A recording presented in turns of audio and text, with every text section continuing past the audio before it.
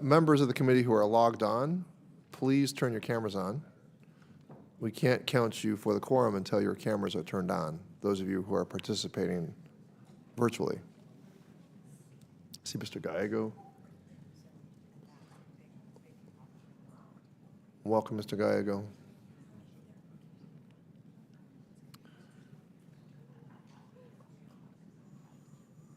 I see Ms. Sherfless McCormick.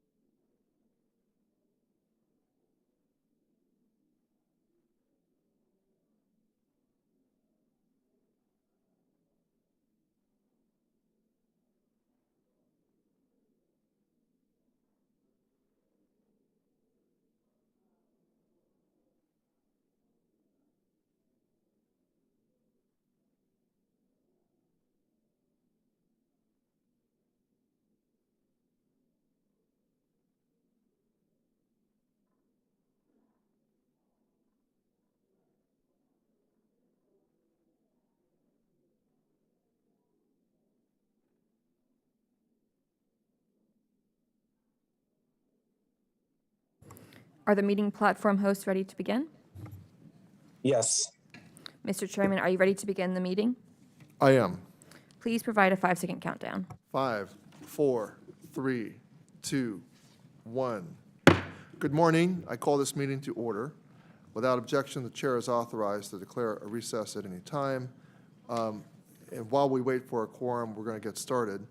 And pursuant to Rule 4, House Rule 11, Clause 2H4, the chair announces that he may postpone further proceedings today on the question of approving any measure or matter or adopting an amendment on which a recorded vote, whether yeas or nays, are ordered. The committee procedures for remote hearings remain the same. If you are experiencing connectivity issues, please make sure you or your staff connect our designated technical support so those issues can be resolved immediately. If you wish to have a document inserted into the record, please ask for unanimous consent and have your staff email the document to veterans.hearings@mail.house.gov. That's veterans.hearings@mail.house.gov. Previously unfiled amendments should be submitted there as well. Does any member have a question about the procedure for today's meeting? Hearing none, we'll move on. Thank you, everyone, for being here. I wanted to set aside some time to begin discussion about the committee's rule for facility naming bills. A memo was sent out to members outlining some of the issues we've identified this Congress, and I would like to elicit feedback about those issues and any other naming bill-related concerns members may have. I will open up the floor briefly for any discussion, but we've also sent around a feedback form that members can fill out and return to the committee if they wish. I will add that we received additional information from VA last night and have identified 2 additional cemeteries named after individuals.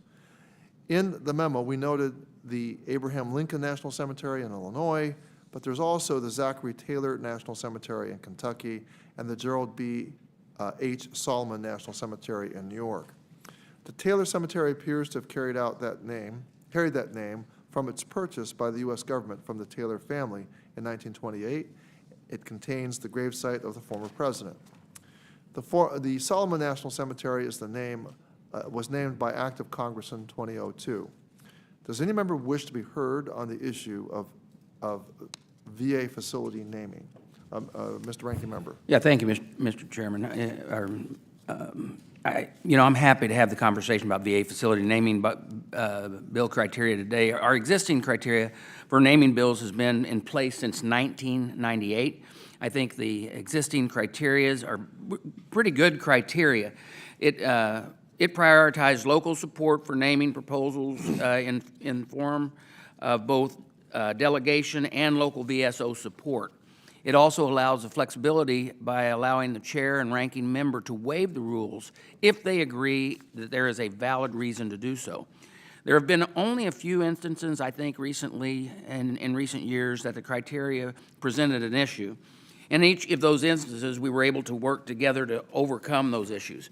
If any changes to the existing criteria are warranted, it would probably be that the criteria would be more like the Senate VA committee criteria, and we would do that by requiring Senate delegations to signal their support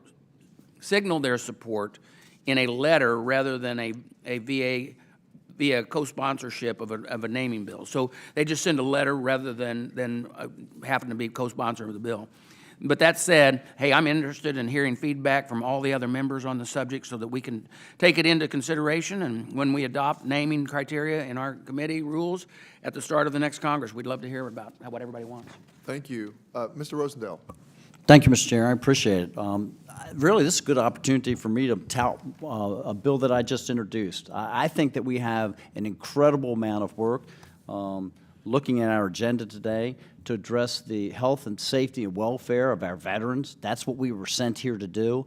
And when it comes to naming facilities, I think that there's far too much time consumed by Congress trying to make determinations about the validity of someone having a building or a facility named after them. And that's why I introduced the Post Act, which is addressing only the United States Post Office facilities, so that we can turn that authority over to the state legislatures, which are much closer to those buildings, which their communities have much more in-depth knowledge and intimate knowledge about the individuals that would thereby be named those facilities after, and allows Congress to do the much more important work of developing budgets and providing oversight to the dollars that the taxpayers send up here.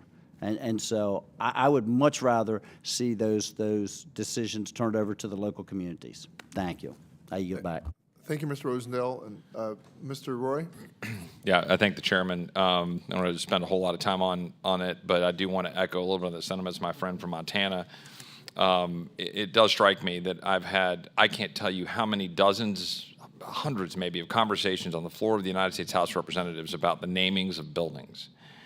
And, you know, it strikes me as odd when we're $30.5 trillion in debt, when we have veterans who are, you know, struggling to figure out how they're going to get health care, when we're trying to figure out how to get community care to work, when we've got borders that are wide open, when we've got all of these things that we're dealing with, and people say, oh, well, you know, Congressman Roy, we can walk and chew gum at the same time. Well, no, we can't. We really can't. And so I realize this is we'll get on to the business of the day, and it'd be somewhat ironic if I sit here and spend 5 minutes talking about it. But I can't really overstate to the people out there and the constituents out there listening to all this how many more conversations I've had about the namings of buildings than I have about the fundamental issues of the day. So, you know, we'll look at whatever the rules changes are, but I really do. I'm going to look at Mr. Rosendale's bill, but for the love of everything holy, can we just focus on solving the problems for the American people? Thank you. Well, Mr. Roy, in that spirit, that is why I did not intend a long conversation. I provided forms for every member to submit their written comments. We've sent a memo outlining the issues that we've incurred, and I didn't think it warranted a huge discussion. But your point, I hear where you're all coming from, and I agree. We should spend a lot more time, our energy, on the trillions of dollars that we are shepherding and overseeing the second largest government department, second only to the Department of Defense. So we have a huge, huge responsibility. So any other comments coming from members? I want to thank you.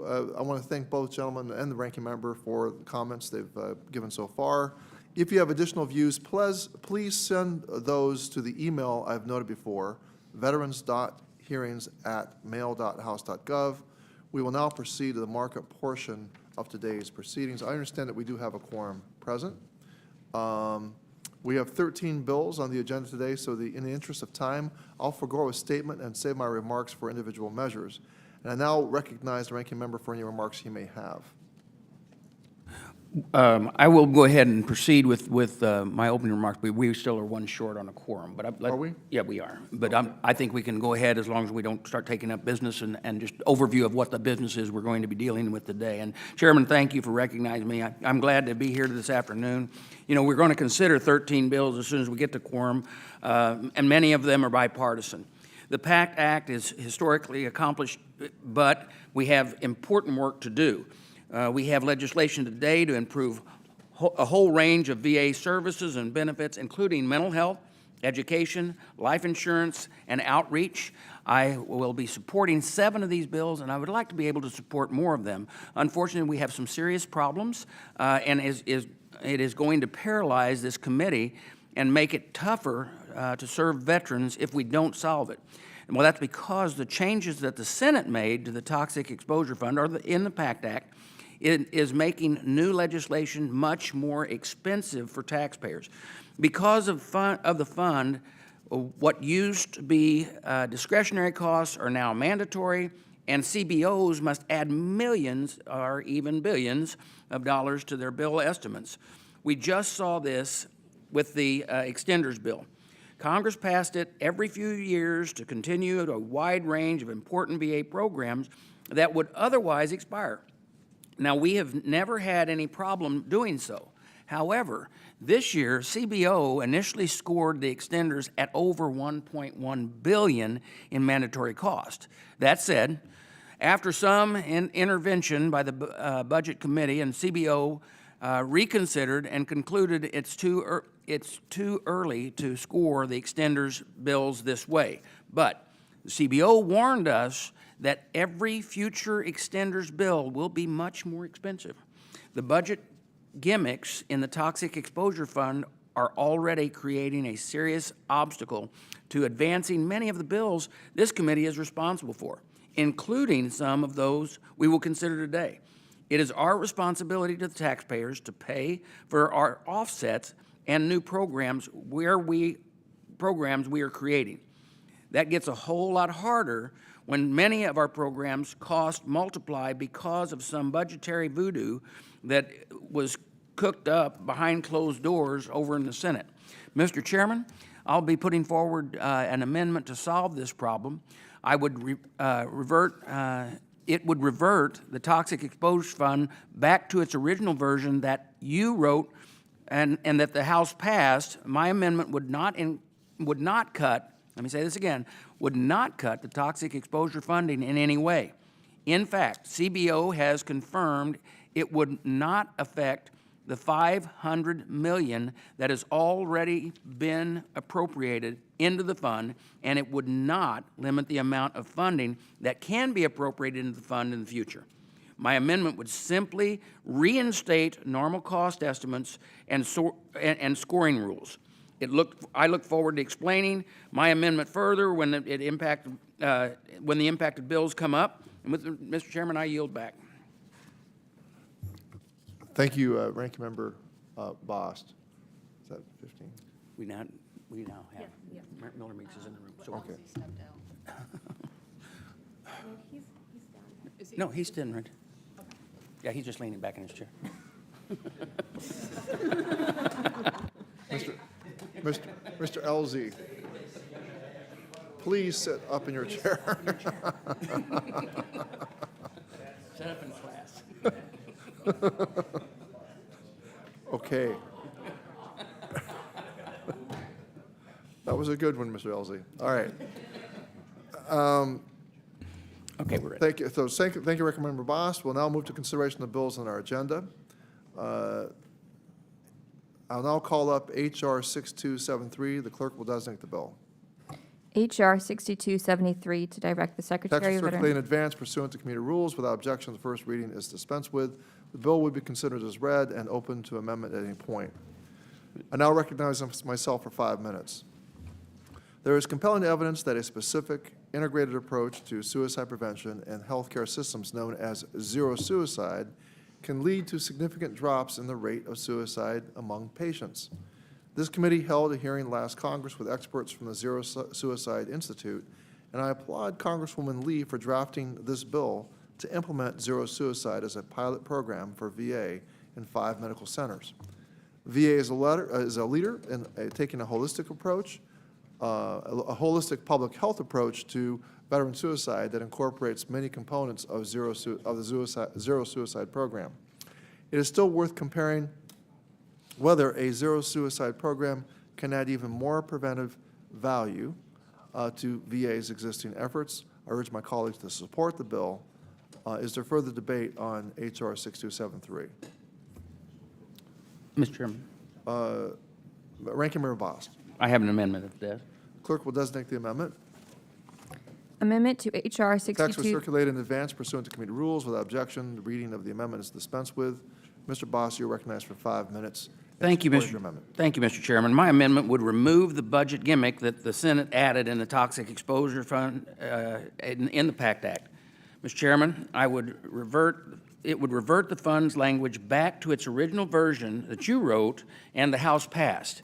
It would eliminate the mandatory costs for this very important suicide prevention bill and eliminate these costs for all other bills on today's agenda that are similarly affected, as well as future bills. My amendment would simply reinstate the normal cost estimates and scoring rules that CBO used. In the case of this bill, it would have been all discretionary funding, but now we must identify an offset in order to move forward. This being Suicide Prevention Month, and with suicide prevention being our highest priority in this committee, I can't think of a more important reason to remove the obstacles and advance this bill. So let me say this again. My amendment would not eliminate or cut the toxic exposure funds in any way. Cbo has confirmed that and will not touch the $500 million that has already been appropriated into the fund, and it would not limit what can be appropriated in the fund in the future. My amendment would simply resolve the mandatory scoring problem that will paralyze this committee if not addressed. I urge all members to support my amendment. Otherwise, we will constantly be struggling to advance other important and even life-saving legislation in this Congress and future Congresses. And thank you, Mr. Chairman. I yield back. Well, thank you, Mr. Ranking Member. I appreciate the Ranking Member Boss' intent in offering this amendment. It raises an important issue, which is the long-term implications of the Cost of War Toxic Exposure Fund, or TEF, as it has become known as, created by the Honoring Our Pact Act. Now, this fund is absolutely crucial. And when I say this fund, I'm talking about the TEF fund, that's redundant, the Toxic Exposure Fund, is absolutely crucial to ensuring VA has the resources necessary to fully support our veterans and to deliver the new benefits available to them without having to sacrifice existing programs. And so any potential change to this fund and how it operates must be considered very carefully and requires the input of other committees that have a stake in this issue, to include appropriations and budget. It's Appropriations Committee and the Budget Committee. Accordingly, I must oppose the Ranking Member's amendment and urge my colleagues to do the same. The Toxic Exposure Fund has created some complications for the committee in terms of how legislation is being scored. Historically, certain benefits programs have always been considered mandatory spending, and we address that as it comes up, such as in Representative Fletcher's bill. However, much of our legislation, especially related to healthcare issues, has not been subject to mandatory spending. At present, Cbo has taken a very rigid and unnuanced approach to scoring legislation in the wake of the PACT Act's passage, and estimating that many bills will have 30% mandatory spending costs, whether or not the subject of the legislation is toxic exposure. However, I believe that as implementation begins and more cost estimates and data are available, Cbo will be able to adjust its assumptions and more finely tune its methodology. Continued conversations with VA, Cbo, and the Appropriations and Budget Committees will likely lessen the impact of the fund on authorizations not related to toxic exposure. Now, I remind you that the intent of the PACT Act and the intent of Congress in the PACT Act was to stop pitting veterans against seniors, children, and other Americans. It means not pitting toxic exposed veterans against other veterans, but these amendments today would effectively do that. Congress has already spoken on this issue when it passed the PACT Act, legislation many of you voted to support, and this committee should not use this as a venue to undo what Congress just did. We passed the PACT Act because toxic exposure is a cost of war, and our country needs to pay for the health care and benefits those veterans earned. What we did with the PACT Act is say that veterans are sacred ground, and I believe we did the right thing. Our country needs to pay for the health care and benefits those veterans have earned. Nonetheless, this scoring issue is not a bar and should not be a bar to considering this legislation today. Discussion of mandatory scoring can continue before any legislation is considered for the floor, and we have more opportunity to engage legislative stakeholders and consider some solutions with Cbo. As I've said previously, any discussion of modification needs to happen in a fuller and more detailed conversation than we can have today solely in this committee. I urge us to proceed with consideration of the bills on the merits of the proposed policy and continue the discussion of the Cost of War Fund until after this markup. I think continuing to advance legislation out of committee is the most prudent thing to do so that it leaves us well positioned to pass bills on the House floor once we do get this issue resolved. So while I, again, appreciate the ranking member's intent with this amendment, I must oppose and encourage members to vote against it as well. However, I want to say to you, Ranking Member Boss, that I and my staff will continue to engage with you and your staff on this scoring issue. I conclude my remarks. Is there any further debate on the Boss Amendment? Mr. Chairman. Mr. Roy. Well, I thank the chairman. I would like to associate myself with the remarks of the ranking member and note that this was a entirely foreseeable consequence of going down the road of mandatory spending. And we knew this. This is why there were 174 no votes on such an important piece of legislation. There is no universe in which the 174 members of the United States House of Representatives who voted against the PACT Act don't want to see care and support for the veterans who are dealing with the consequences of exposure to burn pits in service of their country. Nevertheless, a sizable chunk of this body voted no, almost entirely. There were a few other reasons why. There's a large amount of money that was unpaid for, but almost entirely because of this provision of pushing this into the mandatory spending bucket. And that it's because we're going to have the kinds of consequences we're now dealing with here today. I think the chairman, I think the ranking member is correct to be raising this issue. It would be right to raise it on every single one of the bills that are impacted as a direct consequence of what we did in committee and then what the House did by pushing it through this way. I heard the chairman say that it's trying to end pitting veterans against other individuals or certain veterans against veterans. I mean, but this is part of the problem, right? We have to make choices. We have to make decisions.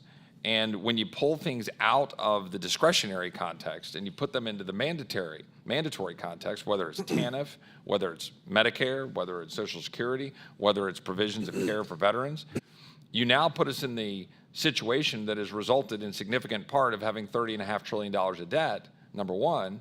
And number two, it means that you're not having to make the tough decisions that every business, family, nonprofit, and organization around this country has to make every day, having to make choices. I could raise this issue with respect to Ukraine, any other number of issues that are meritorious. But if you don't have to choose, for example, between guns and butter, if you don't have to make a choice, for example, about how to fund health care for veterans and how to prioritize the resources you have, then you end up with a situation, for example, under the PACT Act, which obviously has now been signed into law, where you have the criteria that were put in place, which still raise serious questions about to how many people are going to be able to get care, whether we'll end up boxing some people out from care because you're going to have more people getting care under that criteria than perhaps were directly connected to the burn pit exposure. And we can have that debate, and we can go around, and we had that debate before. But now here we sit, and as a result of this, we now have massive complications with the way we deal with the scoring, which really is just budgets and DC speak for how we're paying for this stuff. And I think we've got to have a reckoning in this body about how we fund things and stop funding things with money that we do not have. And we can have a righteous debate about tax policy and spending policy. Happy to have it. Happy to entertain those notions on the floor, in this committee, in appropriations, wherever it is. But we've got to have a serious conversation about those things because it's all too easy to, in the name of compassion and what we want to do to help people, to write blank checks.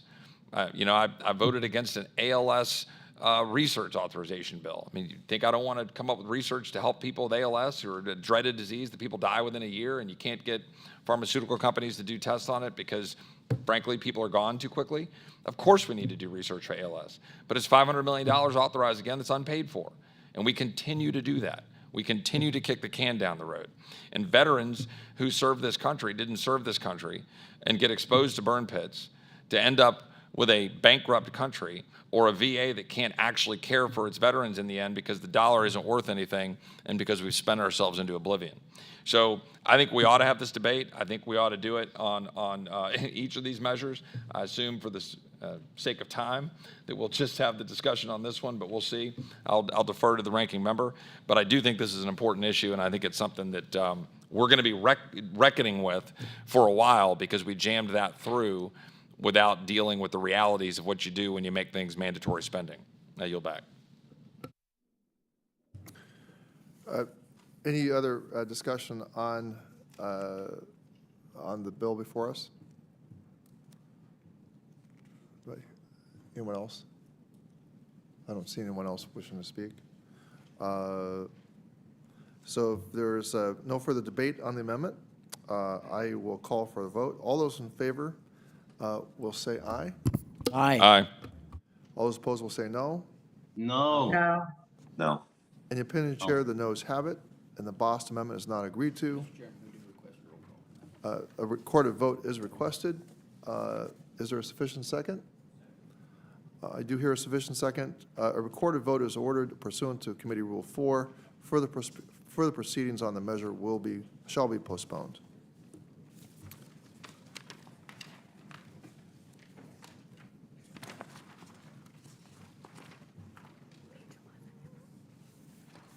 We'll now consider H.R. 3793. The clerk will designate the bill. H.R. 3793, to authorize the Secretary of Veterans Text was Affairs. circulated in advance pursuant to committee rules. Without objection, the first reading is dispensed with. The bill will be considered as read and open to amendment at any point. I now recognize Mr. Roy for 5 minutes in support of his bill. Sorry, Mr. Chairman. Got distracted for a second. Well, I appreciate the time, Mr. Chairman. I'm proud to have introduced this bill. It's a bipartisan bill. Introduced it with Representatives Miller Meeks, Slotkin, and Levin. The purpose of the bill is to support veterans and military families across the country. As most or all members of this committee know, the service members, SGLI, the group life insurance policy, and the VGLI, the Veterans Group Life Insurance, gives thousands of veterans and military families peace of mind by ensuring that if anything happens to them, their families will be supported. Unfortunately, the coverage amounts have not been updated for about 17 years, since 2005. And so the outdated policy amounts leave military families worried about what will happen in the event of the unthinkable. The issue was first brought to my attention by one of my constituents, an active duty service member who was reviewing his policy and saw the $400,000 amount and felt that it'd be better if it could be a little higher. And he actually sent an email to my staff and to me saying that SGLA represents a commitment from America that in the event you die protecting this nation, America has you and your families back. It provides peace of mind that allows the service members to do their duty, knowing that if the worst happens, at least their family will all be okay financially and they can mourn and not suffer another catastrophe. This is his writing. My own best friend was an Air Force F-16 pilot when he died in an air crash in 2014. His wife and 2 young daughters received the SGLI. His daughters were babies when the accident occurred, and now they're teenagers, and I've watched them over the years mourn their father, yet have a normal life of sports and dances and events thanks to that money, and it matters. It's the one benefit you never want to use, but it might be the most important. This legislation is a straightforward solution. It increases the SGLI and VGLI maximum coverage amount option from $400,000 to $500,000. That'll obviously help deal with the significant inflation we're facing at the moment. Service members and veterans can then customize the coverage amount that best fits their family's needs. I think it's common sense, bipartisan solution. It mostly, pays for itself and is not a significant financial impact. I think with the exception of active duty service members that might have some additional cost if they're serving in combat, which of all areas in which we can spend money, that's obviously one that we all generally agree on. So with that, I will yield back to the chairman and appreciate the time. Well, thank you, Mr. Roy. The life insurance is designed to offer protection from loss and serves as a death benefit. For a veteran or service member, VA group life insurance offers security and confidence that loved ones will be covered and made financially whole in the event a source of income is lost.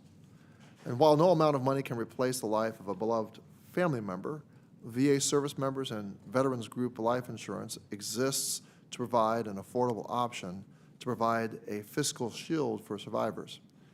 The loss of life does not have to equate to the loss of financial security when there are adequate VA life insurance choices available to ensure a family is protected in the unfortunate death of a service member or veteran. I do encourage my colleagues to support this bill. Is there any further discussion on H.R. 3793? Mr. Chairman. Mr. Ranking Member. Thank you, Chairman. I support Congressman Roy's bill, H.R. 3793, the Supporting Families of the Fallen Act. The Service Members Group Life Insurance, or SGLI, and Veterans Group Life Insurance, VGLI, programs provide coverage to certain survivors of service members and veterans, respectively. H.R. 3793 would make much-needed updates to the coverage amounts for these insurance programs. The legislation would allow VA to raise the maximum payment from $400,000 to $500,000. The coverage for SGLI and VGLI have not changed in 17 years.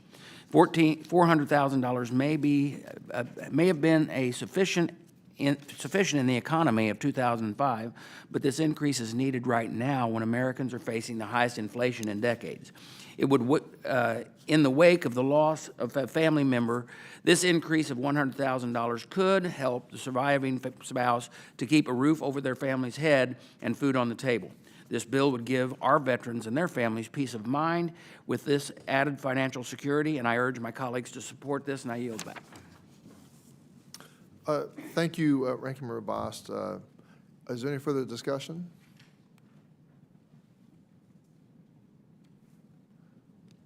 Are we missing?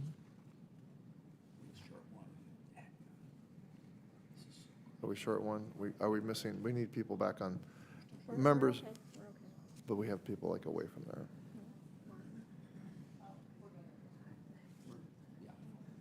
Do we have a quorum? Okay, thank you.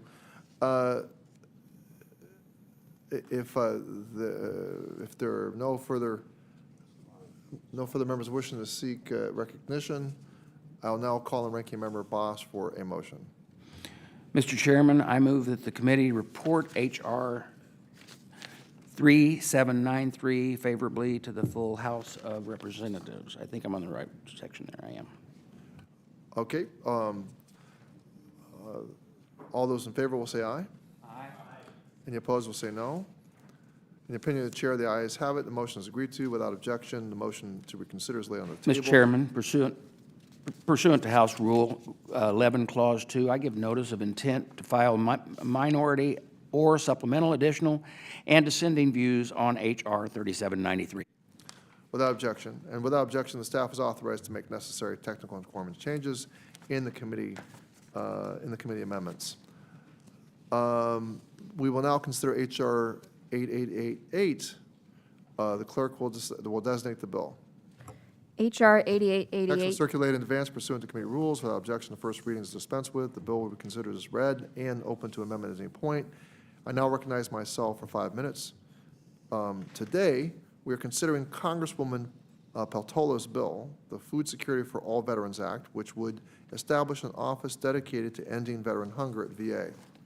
This newly established VA Office of Food Security will collaborate with internal and external groups to develop and implement policies and procedures to identify and treat veterans at risk or experiencing hunger. That should say at risk of or experiencing hunger.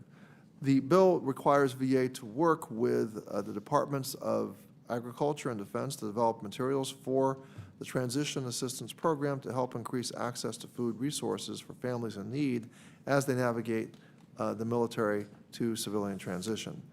Before the pandemic and still now, Black, Latino, Native American, and Native Alaskan veteran families experience disproportionately higher rates of hunger.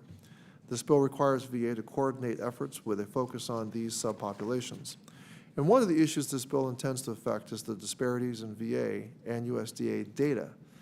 USDA reports that about 11% rate of food insecurity among veterans versus VA, which reports a roughly 2% rate among veterans using VA health care.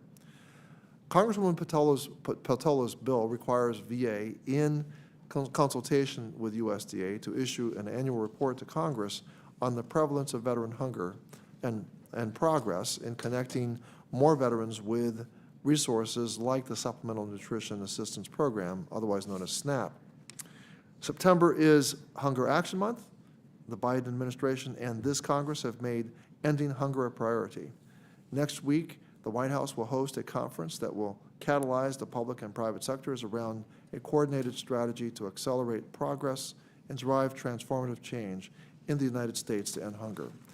The Food Security for All Veterans Act is a critical part of this committee's role in executing solutions to end veteran hunger. I urge my colleagues to vote yes for Congresswoman Patola's bill. Is there further debate on H.R. 8888? Mr. Chairman. Ranking Member Boss. Thank you, Mr. Chairman. Unfortunately, I must reluctantly oppose this bill. While I support finding ways to reduce food insecurity for veterans, creating more bureaucracy is not the best way to do this. VA is already taking steps to improve the food insecurity program.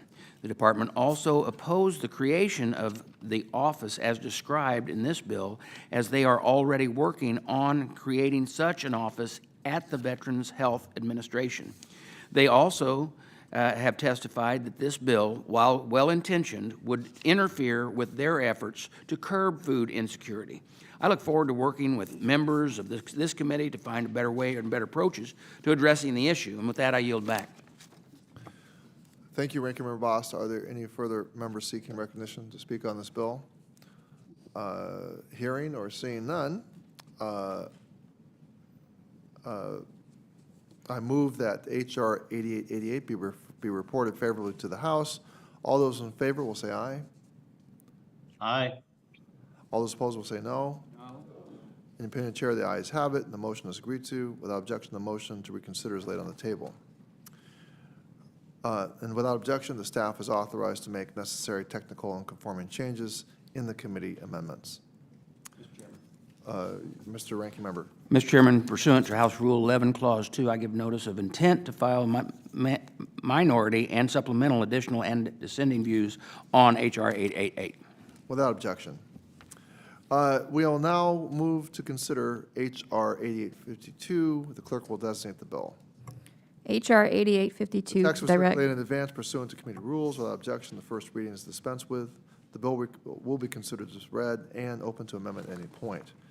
Now, I recognize myself for 5 minutes. Today, we are considering Congresswoman Jacobs' bill, the End Veteran Hunger Act, which she introduced with Chairman Levin, Chairwoman Brownlee, and Congresswoman Spear. In July, I traveled to San Diego to participate in the Economic Opportunity Subcommittee's field hearing entitled Ending Veteran Hunger, Examining the Impact of COVID-19 on Food Insecurity. I left that hearing concerned about how VA is addressing veteran hunger, and I encouraged the agency to do more. Since then, our committee has worked closely with VA, USDA, the Agriculture Committee, and nonprofit partners on the issue. And I'm proud of the focused collaboration to end veteran food insecurity. Congresswoman Jacobs' bill requires VA to carry out a 5-year pilot grant program aimed at connecting veterans and transitioning service members with the nutrition and resources they need. Stable access to nutritious food is a foundational element of a person's health. Food insecurity can create and exacerbate other issues and is one of the many contributing factors that has led to increased suicide rates, diabetes, heart disease, and depression. And as I said before, and I'll say it again, addressing veteran hunger is critical to our suicide prevention efforts. Every day, too many veterans live with food insecurity. Between 2015 and 2019, approximately 1 in 10 working-age veterans experienced food insecurity. The End Veteran Hunger Act of 2022 would address the gap in veterans' access to federal food and nutrition resources by empowering the agencies and organizations best equipped to reach them. Eligible grantees include community-based organizations and VSOs, and 5 of the grants must go to tribal organizations to help alleviate hunger among our Native American veteran families. Grantees will provide direct access to food resources for veterans in urgent need of nutrition assistance. Grantees will be required to support long-term solutions to sustain food security by increasing access to and enrollment in SNAP and other federal nutrition programs and providing nutrition, counseling, and education. This bill, coupled with Congresswoman Patola's bill, doubles down on our core belief that no veteran should experience food insecurity. But if they do, that we will help make sure that organizations are equipped to help. Given the shared commitment of the Biden-Harris administration, Congress, the VA, and nonprofit advocates have in ending hunger. The time is ripe to make sure food insecurity is a lasting priority by making an office dedicated to the issue permanent so that it can exist in perpetuity in future administrations. I urge my colleagues to vote yes on H.R. 8852 and help put an end to veteran hunger. Is there further discussion on H.R. 8852? Ranking member? Yeah, Mr. Chairman, I have an amendment at the desk. The clerk will designate the amendment. Amendment to H.R. Text was circulated in 8852. advance pursuant to committee rules. Without objection, the reading of the amendment is dispensed with. Mr. Boss, you're recognized for 5 minutes. in Thank you, support of the Mr. amendment. Chairman. As I explained earlier, my amendment would remove the budget gimmick that Senate added to the Toxic Exposure Fund and the PACT Act. Mr. Chairman, I would revert the fund's language back to the original version that you wrote and the House passed. It would not cut toxic exposed funds in any way, but it would remove the budgetary handcuffs that will prevent the committee from advancing all sorts of legislation now and in the future. I have a firm belief that we must solve the problem sooner rather than later. However, in the interest of time, I'm willing to withdraw my amendment at this time. I thank the ranking member for his consideration. Thank- I accept your offer. All right, thank you, Mr. Chairman. Unfortunately, I will still have to oppose the bill because I do not believe that the bill is needed. There's no doubt that there is a need to address food insecurity, but I do not believe that the postponed grant fund is advisable in its current form. The VA agreed and testified at legislative hearings earlier this year that they believe that this grant program was too restrictive and not needed. VA is currently providing new screening tools to track veterans for food insecurity issues. They testified earlier this year that since 2017, they've completed 17 million of these screenings. I also think the grant program proposed in this bill would be better managed by the USDA and the Food and Nutrition Services and not the VA. I hope to work with the chairman to address this policy and cost concerns before we take up this bill on the floor, and I reluctantly recommend to our members to oppose the bill, and with that, I yield back. Thank you, Ranking Member Bost. Ms. Brownlee seeks recognition. You're recognized for 5 minutes. Thank you, Mr. Chairman. I will be brief, but thank you for the opportunity to speak on this important bill. As already has been said, veterans and their families who are experiencing food insecurity in this country is just wholly unacceptable. Ensuring veterans have the food and nutrition they need is a basic and critical component to their overall health and wellness. We know that veterans often experience challenges navigating the confusing system of nutritional support services they may be eligible for. The End Veteran Hunger Act takes a collective approach to ending veterans' food insecurity. It authorizes VA to provide community-based organizations funding to help connect veterans with existing nutritional support programs. This is a great bill. I was happy to co-author it with Congresswoman Jacobs, and I encourage my colleagues to vote yes on this critical piece of legislation. And with that, I yield back. Thank you, Mr. Chairman. Thank you, Ms. Brownlee. Is there any further debate on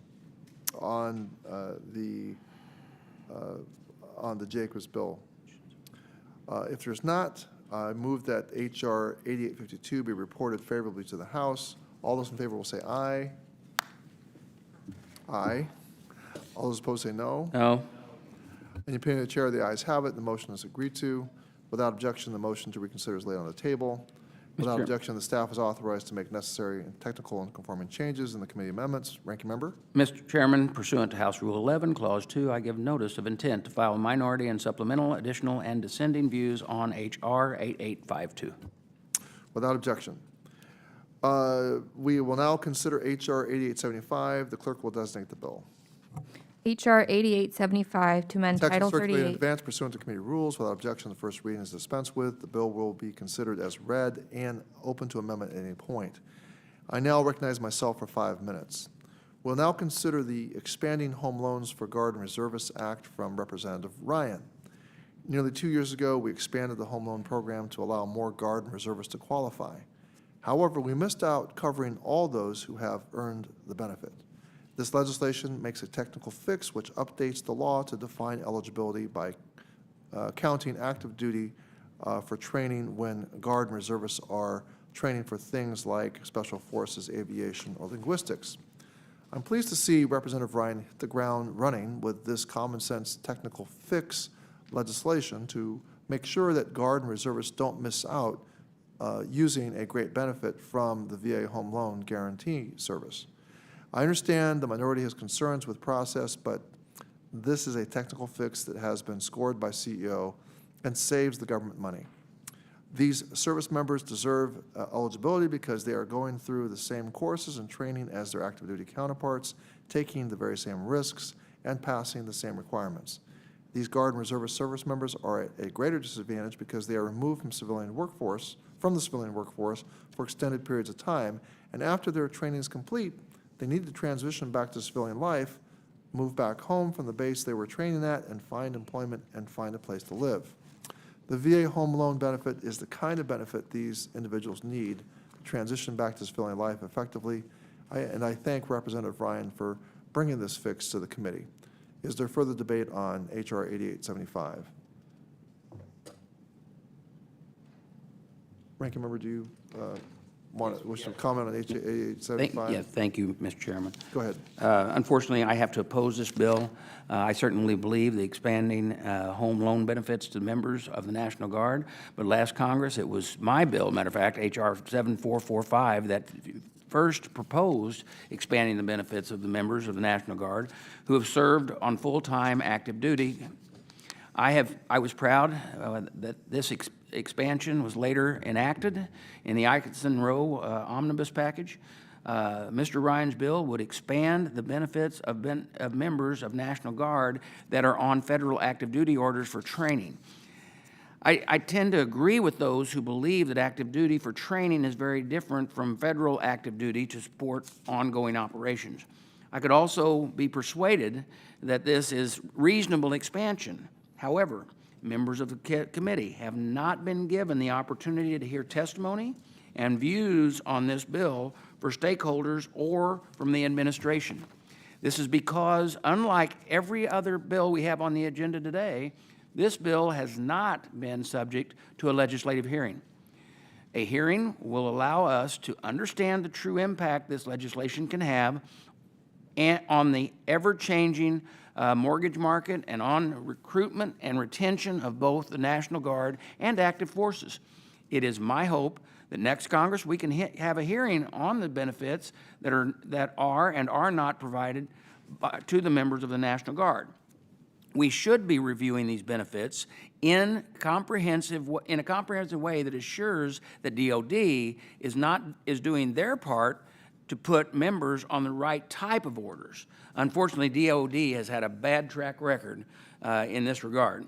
But like I said, we have not had the opportunity to ask these types of questions in the hearing. That is unfortunate and does not best serve the veterans. So I urge our members to oppose, or all members to oppose the bill. And with that, I yield back. Thank you, Ranking Member Boss. Any further discussion on H.R. 8875? Oh, boy. Now All frustrated. right, members who are joining us virtually, please show your faces so we can count you toward the quorum.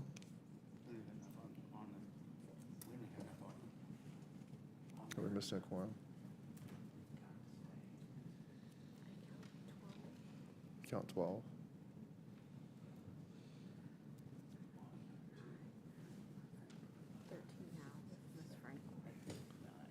Ms. Frankel, we need Ms. Luria and Ms. Capter to show up. Hi, Ms. Luria. Thank you. Thank you, Ms. Luria. Okay, there we are. Do we have it? We got one more. If Marcy could get back on camera. I count 15. 15. Okay, so a quorum has been reestablished. Okay, any further debate on H.R. 8875?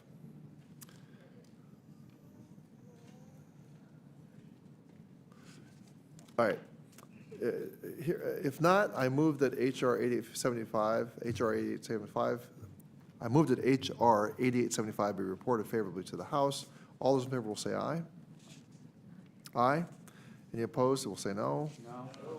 In opinion of the chair, the ayes have it. The motion is agreed to. Without objection, the motion to reconsider is laid on the table. Without objection, the staff is authorized to make necessary technical and conforming changes in the committee amendments. Ranking member? Mr. Chairman, pursuant to House Rule 11, Clause 2, I give notice of intent to file minority and supplemental additional and/or dissenting views on H.R. 8875. Without objection, I now call up H.R. 2800. The clerk will designate the bill.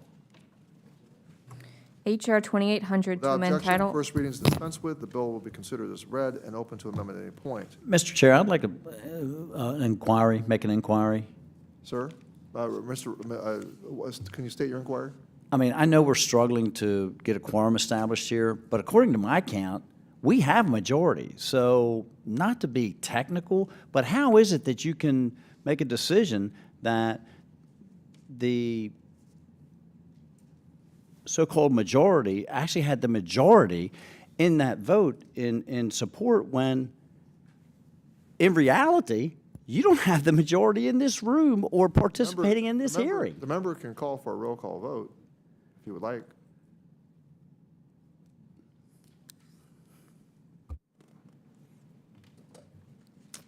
The member does not wish to call for, so we will now proceed. Without objection, the first reading is dispensed with. The bill will be considered as read and open to amendment at any point. Oh, let me call it. I now call up H.R. 2800.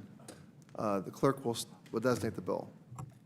H.R. 2800 to amend Title 38 United States Code to permit Without veterans to objection, the grant. first reading is dispensed with. The bill will be considered as read and open to amendment at any point. I now recognize Ranking Member Boss in support of the bill for 5 minutes. Thank you, Mr. Chairman. I support Congressman Perry's bill, H.R. 2800, the Wingman Act. One of the most important services we provide to our constituents is the act of as liaison between our veterans and the VA. Unfortunately, the VA lacks of timely communication, often prevents Congress caseworkers from providing a quick response to veterans' inquiries. Our workers must and often wait weeks or months to get responses from VA because they do not have the access to the VA system. By the time we get the information, the VA claim may have already been decided. The veteran may have to appeal and wait even longer to receive their earned benefits. The Wingman Act would solve this problem. This bill would allow designated permanent full-time congressional staffers to look up the status of claims in the VA database, similar to the way veteran service officers currently do. Staffers would only be able to do this with the veteran's permission, and they would only be able to read the information and never edit the information. This bill would help members cut through the red tape to help constituents who have applied for VA benefits. I understand that some of my colleagues are concerned that this bill may expose veterans to private information. My caseworkers are some of the most upstanding, honorable individuals that I've worked with. One of them happens to be a veteran himself who is dedicated to helping his fellow veterans. Quite frankly, it's insulting to imply that our caseworkers who already handle sensitive information are not trusted to access VA system. The bill includes guardrails to protect veterans' private information. Further, we should monitor our staff's access and make sure VA does the same. This bill would allow us to serve our veterans' constituents more extensively, which is what many of us on the committee came here to do. I'm disappointed that the majority did not offer any changes addressing the concerns, but I hope that they reconsider their opposition and advance the bill, and I urge my colleagues to support the legislation. With that, I yield back. Thank you, Ranking Member Boss. Does any other member wish to address H.R. 2800? I will offer my remarks. I recognize myself. So thank you, Ranking Member Boss. While I support providing congressional offices more tools and transparency in supporting their constituents with processing benefits and claims, VSOs and the VA have both highlighted several questions and concerns regarding the legislation. I'm concerned about the complexity of such a project and about cybersecurity. So those questions and concerns have been made known to the minority. Before undertaking something like this, VA and both the House and Senate need to come together to determine the best way to accomplish these goals and ensure that veterans' information is not compromised. Now, I think this is a good opportunity to engage with the Select Committee on the Modernization of Congress to improve members' ability to provide services for their constituents. In their final report from last Congress, ModCom, as it's known, specifically recommended that House Information Resources prioritize the development of secure templates and document storage, as well as the ability to upload casework and other requests digitally. While I would oppose this legislation in its current form, I do look forward to continuing a discussion between our staff and between you and me on this topic. Is there any further debate on H.R. 2800? Mr. Roy. I think the chairman, I'd like to associate myself to remarks of the ranking member and just note that it sure, I think, dealing with my constituent services team, who I think do an exceptional job, as I'm sure many of my colleagues agree and share, this is a hurdle that they do deal with on a regular basis. I'm not insensitive to the points the chairman is making about ensuring we do it the right way, but I think that our colleague, Mr. Perry from Pennsylvania, has raised an important issue. I would support it on the merits as it is to move forward and vote for it, because I think our staff, when we hire staff into our offices, members of Congress, look, I mean, they're dealing with, confidential and, private information often and regularly with dealing with our constituents, and we just, we have to hire good staff and work with them to make sure that they can do it the right way. But I think the purpose of the bill is a good one, which I think the chairman probably agrees with, at least the intent of, or in general terms, the intent of what's trying to be accomplished. But I would support it as it is. I trust my caseworkers to do this work and to handle the sensitive information. They're hired to represent and help those constituents. That's on us to make sure we hire the right people to do that. I think we all do that and do it well. In the same way the VA has to hire people that you're going to trust to be able to manage and look at this information, so do we. And I think it would massively facilitate our ability to serve veterans, so I support the legislation in its current form. Thank you, Mr. Roy. Any other member wish to comment on H.R. 2800? All right.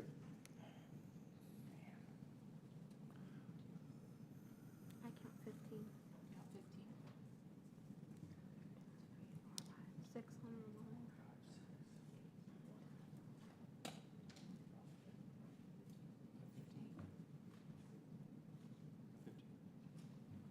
15, we're good? Quorum is present. We require 16? We need one more. The clerk just said we need one more. Oh, people, please. We're almost there. I mean, it's both sides, it's not.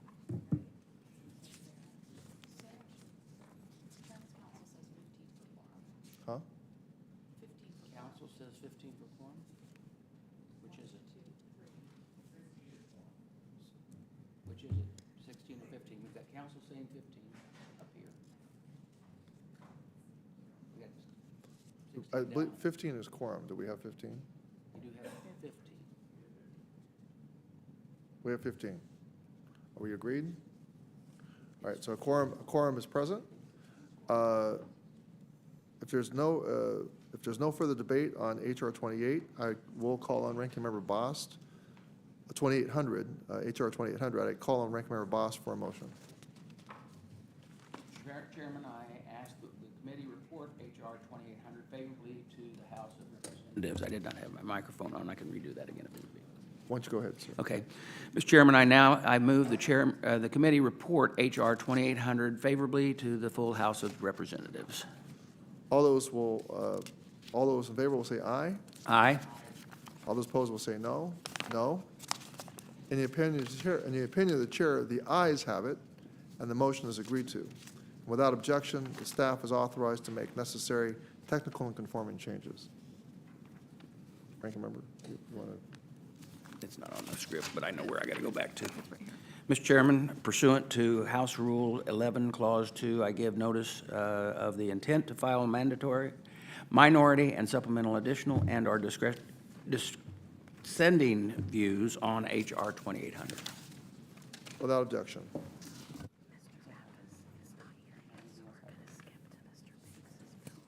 Okay. Without objection, we'll take Mr. Banks's bill out of order.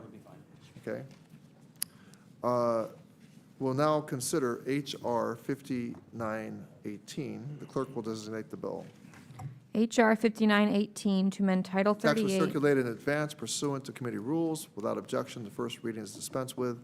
And I recognize Mr. Banks for 5 minutes to discuss his bill.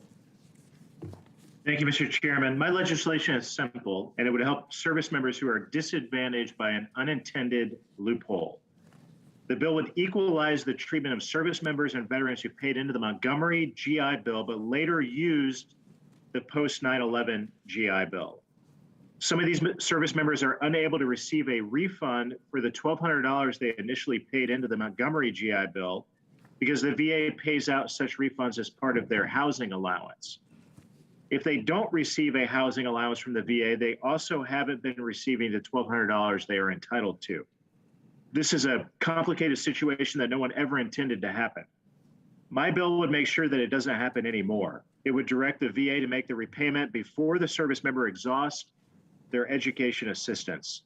I do support Ranking Member Bost's amendment in the nature of a substitute to offset the cost of my legislation, and I thank him as well for offering it. With that, Mr. Chairman, I yield back. Thank you, Mr. Banks. I recognize Ranking Member Bost to offer his amendment in the nature of a substitute. Mr. Chairman, I have an ANS at the desk. Clerk will designate the amendment in the nature of a substitute. Amendment in the nature of a Text was substitute. circulated in advance pursuant to committee rules. Without objection, the reading of the amendment is dispensed with, and the substitute will be considered as original text for the purposes of amendment. Mr. Bost, you are recognized for 5 minutes in support Thank you, of Mr. your Chairman. I'd like to thank Congressman Banks for introducing this important bill that would close a loophole affecting many service members. Last Congress, I was proud to support General Berkman's effort to responsibly sunset the Montgomery GI Bill. The benefit has helped millions of veterans over the years, but it is time to set the stage for the continued success of the post 9/11 GI Bill. In this same vein, I am pleased to support Mr. Banks's bill to ensure that those service members who paid into the program are treated equally and receive their $1,200 back when they complete their studies. My ANS would keep the base text of the bill, but would amend the effective date to include a short-term extension of the VA home loan funding fees. This extension fully offsets the cost of this bill, and I thank the American Legion for bringing this problem to our attention, and I urge all members to support my amendment in the nature of a substitute, and with that, I yield back. Thank you, Ranking Member Bost. Under current law, veterans can lose up to $1,200 should they sign up for the Montgomery GI Bill and not fully use the benefit. The process to reclaim that $1,200 can be difficult, or at times, the veteran can simply lose out on the money because they waited too long. This legislation ensures that the veteran is repaid. The bill is supported by the Veteran Service Organization community, including by Student Veterans of America. I support the underlying bill and the Bost Amendment in the nature of a substitute. Does any other member wish to be recognized to discuss the ANS to H.R. 5918? Seeing none, the question is now on the Bost amendment in the nature of a substitute to H.R. 5918. All those in favor will say aye. Aye. All those opposed will say no. In opinion of the chair, the ayes have it, and the Bost amendment in the nature of a substitute is agreed to. Without objection, the motion to reconsider is laid on the table. What did I skip? Yeah, we need to move the. Oh, no, we omitted the part. Recognized per amendment. We have to vote on the. Yeah. Rick, I'll make the motion. Yeah, so I withdraw my comments about here. Okay. I'm going to recognize Ranking Member Boss for a motion. Yeah, thank you, Mr. Chairman. I move the committee report H.R. 5918 as amended favorable to the House, full House of Representatives. All those in favor will say aye. Aye. All those opposed will say no. In the opinion of the chair, the ayes have it. The motion is agreed to. Without objection, the staff is authorized to make the necessary technical and conforming changes to the committee amendments, in the committee amendments. Mr. Chairman, Ranking Member Boss. pursuant to House Rule 11, Clause 2, I give notice to intent to file minority and supplemental additional and dissenting views on H.R. 5918 as amended. Without objection.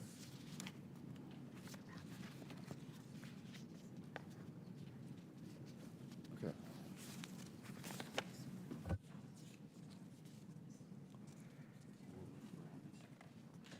Yeah, we're going. We'll now move on to consider H.R. 1957. The clerk will designate the bill offered by Ms. Brownlee. H.R. 1957 to amend Title 38 United Without States objection, Code. the first reading is dispensed with, and I recognize Ms. Brownlee to offer an amendment.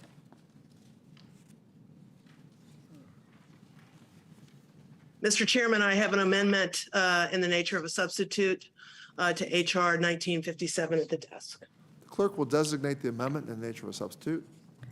Amendment in the nature of a substitute. Text was circulated in advance pursuant to committee rules. Without objection, the reading of the amendment is dispensed with and will be considered as original text for the purposes of amendment. Ms. Brownlee, you are recognized for 5 minutes in support of your amendment. Thank you, Mr. Chairman. I appreciate that this legislation has been brought forward today. As we previously discussed in an earlier legislative hearing, my bill will make treatment for infertility, including IVF, a part of healthcare at VA. Currently, infertility care at VA is limited to straight married veterans who can prove their infertility is connected to their service. This is difficult to prove for conditions like low sperm counts and endometriosis. Moreover, 1/3 of infertility cases have unknown causes. Since 2016, only 800 veterans have been referred for IVF care through the VA. For those deemed ineligible, they have to take their chances outside the VA and pay out of pocket to treat a disease that impacts the totality of their lives. Let me be clear. Infertility is a disease. It affects the physical and mental well-being of thousands of veterans and their partners. Veterans should have access to the care they need to treat their condition the same way they receive care for any other medical condition, from appendicitis to cancer. Infertility care is health care. Over a 3-year period from fiscal year 2018 to 2020, nearly 13,000 veterans received a diagnosis of infertility from VA. They deserve treatment, no matter the cause. The Veterans Infertility Treatment Act would remove the service connection requirement and allow VA to treat infertility like any other medical condition. Additionally, it would expand access to LGBTQ veterans and single veterans. It would also ensure our most catastrophically disabled veterans would have the opportunity to pursue a family by allowing the use of donated embryos.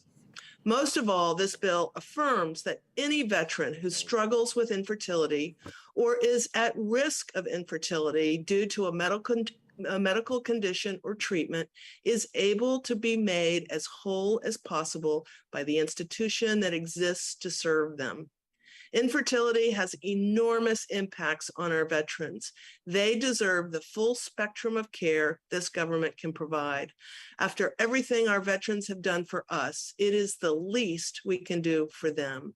Today, I am offering an amendment in the nature of a substitute that makes minor technical changes, including adding a travel benefit for the partner of the person receiving infertility treatment, should the couple need to travel for care. Finally, I'd like to say thank you to the VSOs and advocacy groups. Your years of advocacy on this issue helped bring this bill to fruition. Your work is an inspiration. Thank you again, Mr. Chairman. I urge my colleagues to vote yes on this very important bill. And with that, I yield back. Well, thank you, Ms. Brownlee. If a veteran has a medical condition, this country is bound by a sacred promise to do everything we can to treat it, from cancer to PTSD to broken bones. The VA Health Administration provides treatment for veterans' medical needs. VHA treats all medical conditions except infertility. Infertility is a disease and should be treated as such. Veterans give their health, bodily well-being, and the bulk of their reproductive years to serving this country. We know that both men and women veterans experience infertility at higher rates than their civilian counterparts. VA should be empowered to treat these veterans. For years, Chairwoman Brownlee has worked tirelessly to expand access to infertility treatment for veterans. This bill would ensure infertility treatment is a part of health care at VA, removing the onerous burden of proving a service connection to get treatment. It also removes the prohibition on treating same-sex couples, single veterans, or catastrophically injured veterans by allowing for use of donated gametes. This bill will change the lives of thousands of veterans who otherwise would not be able to afford the out-of-pocket costs of infertility treatment. I fully support the Brownlee amendment. Is there further debate on the Brownlee ANS? Mr. Chairman, Ranking Member Bost. I have a substitute to the amendment in the nature of the substitute at the desk. The clerk will designate the substitute to the amendment in the nature of a substitute. Substitute for the amendment in the nature of a substitute to Text was HR. circulated in advance pursuant to committee rules, and without objection, the reading of the amendment is dispensed with. Ranking Member Bost, you're recognized for 5 minutes in support of your amendment. Thank you, Mr. Chairman. My substitute amendment in the nature of a substitute to H.R. 1957 would codify the existing VA IVF benefit and ensure VA is able to offer IVF to seriously disabled, service-connected veterans on a permanent basis. VA current IVF authority is in line with DOD, creating parity between the two departments. I am incredibly sympathetic to the veterans and families who are unable to expand their families without the use of assistance reproduction technology like IVF. However, at this time, I have serious reservations about expanding the availability of IVF to every veteran struggling with infertility. The underlying bill is a significant expansion of very complicated, expensive, and controversial procedures. It would allow embryos, human lives, to be destroyed and discarded. In contrast, my amendment would codify the current prohibition against the destruction or discarding of embryos by VA. It would also encourage embryo adoption so that the embryos created through IVF that a veteran and his or her spouse elect not to use could be offered to another family struggling with infertility. Finally, my amendment would revert the Toxic Exposure Fund in the PACT Act back to the original language, House language, as I discussed earlier. Representative Brownlee's bill carries tens of millions of dollars of mandatory costs because of the unintended impact of the Toxic Exposure Fund. Cbo made it clear why this is happening. My amendment would simply reinstate the normal cost estimates and scoring rules of Cbo has been using for all health programs up until now. And let me say it again, my amendment will not eliminate or cut the Toxic Exposure funding in any way. And I urge my colleagues to support my substitute amendment in the nature of a substitute to H.R. 1957. And with that, I yield back the remaining balance of my time. I recognize Chairwoman Brownlee for 5 minutes. Thank you, Mr. Chairman. I have a number of concerns with the ranking member's amendment. Today, veterans who cannot prove their infertility is caused by their service cannot access infertility care, period. Veterans who are not straight cannot access infertility care. Veterans who are not married cannot access infertility care. The amendment seeks to maintain the status quo, letting our veterans go without treatment for their medical condition.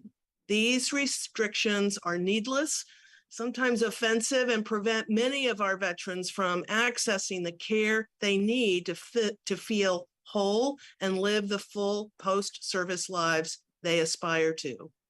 Additionally, this amendment directs VA to create a plan that encourages embryo adoption among veterans.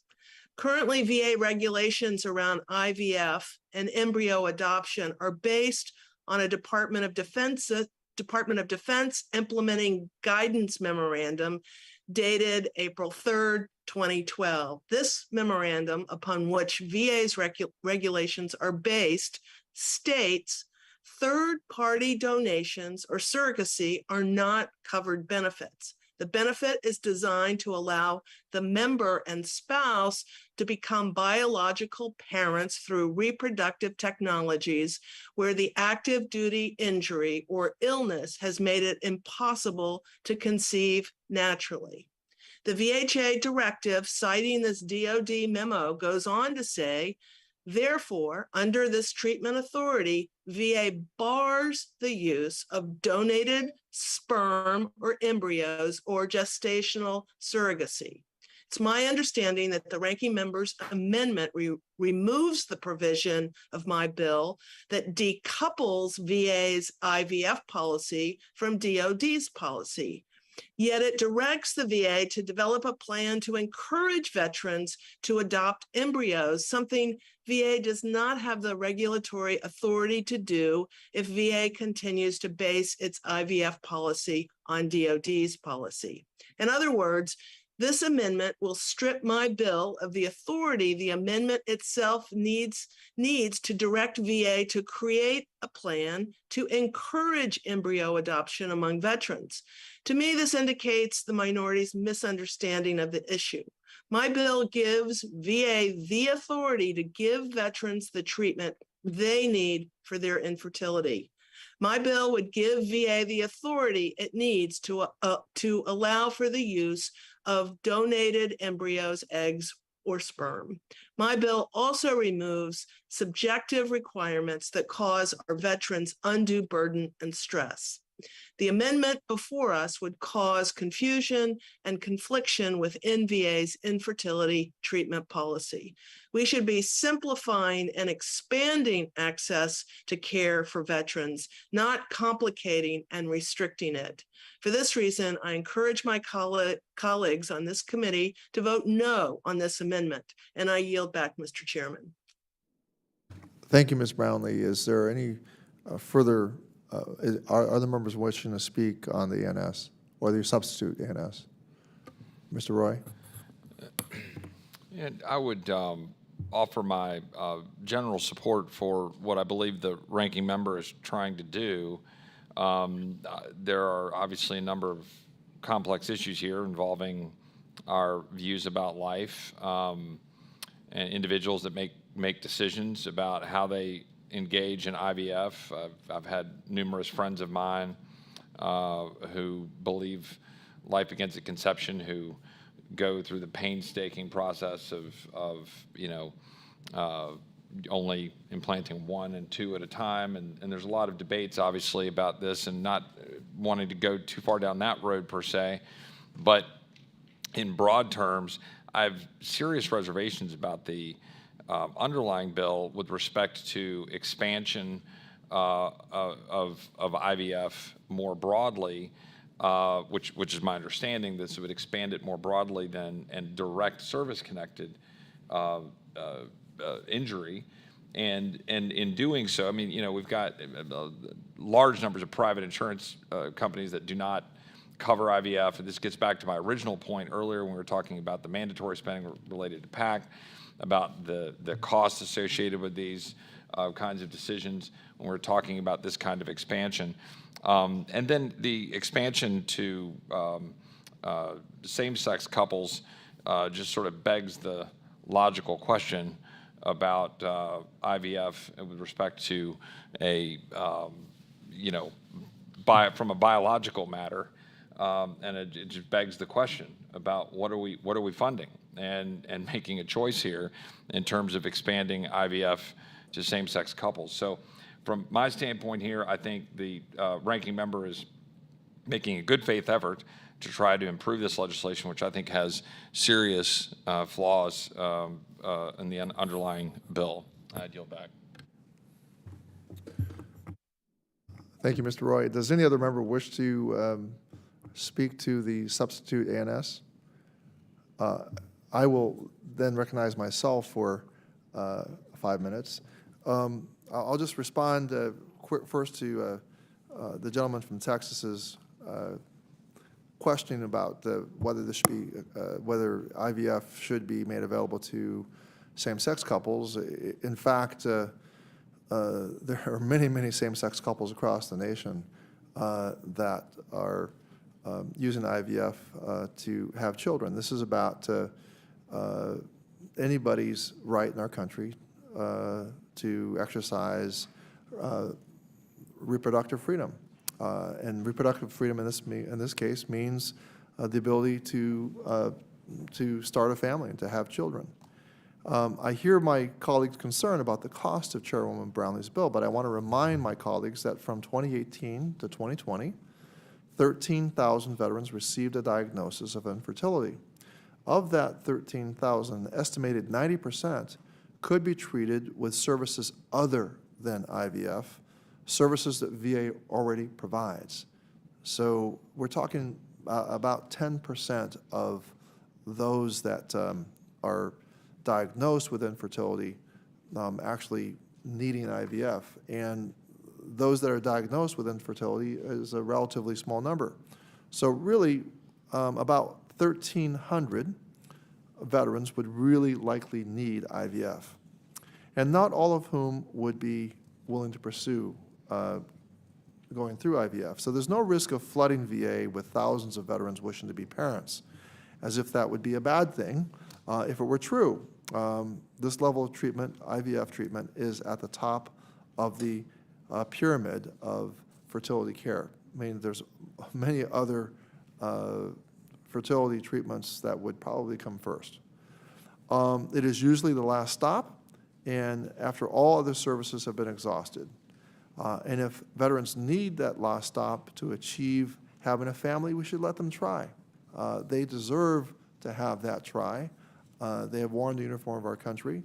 And I would also point out that the argument about service connection and insisting on service connection in order to, as a precondition for making IVF and fertility treatments available to veterans, I just want to remind my colleagues that that service connection, establishing that service connection is very difficult and murky. But we do know that veterans, both male and female, are diagnosed at a disproportionately higher number than the regular population. And as with the type of attitude we've taken in the PACT Act, I believe we should give our veterans the benefit of the doubt. If there is statistically a significant disparity, which a statistical determination which shows that our veterans, whether they're male or female, are suffering a higher rate of infertility, I think we can conclude that we can reasonably conclude that it has something to do with their service, even though we may not be able to absolutely confirm it.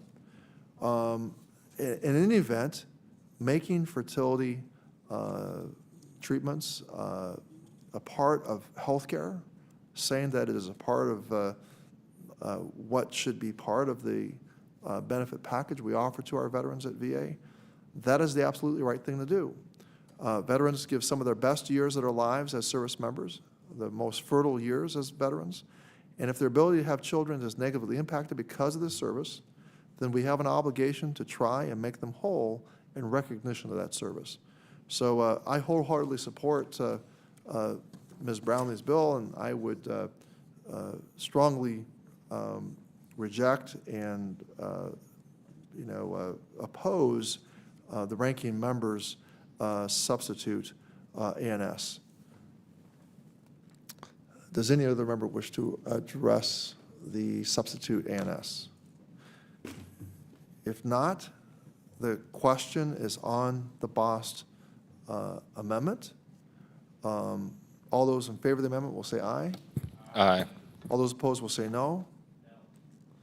In the opinion of the chair, the noes have it, and the Bost amendment is not agreed to. Without objection, the motion to reconsider is laid on the table.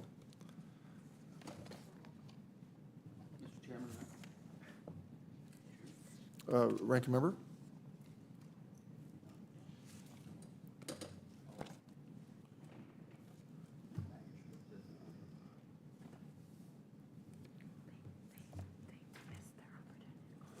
Okay.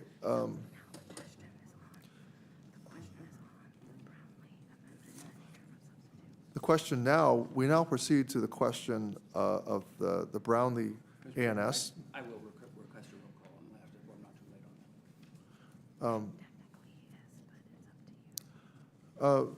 Ranking member Bost, I'm going to, it was too late, but I'm going to, out of courtesy, grant you the amendment. Is there a sufficient second? Yes, second. A recorded vote is requested. Is there a sufficient, so a recorded vote is ordered pursuant to Rule 4, Committee Rule 4, further proceedings on the measure are postponed. We now will go to the, no, I have to go on to the, oh, we have to wait till. We'll now go, we'll now move to consideration back into order, HR 8510. We will now consider HR 8510. The clerk will designate the bill. HR 8510. Without objection, the first reading is dispensed with, and I recognize Mr. Pappas to offer an amendment. Mr. Chairman, I have an amendment in the nature of a substitute to HR 8510 at the desk. The clerk will designate the amendment in the nature of a substitute. Amendment in the nature of a substitute to HR 8510, offered by Mr. Pappas.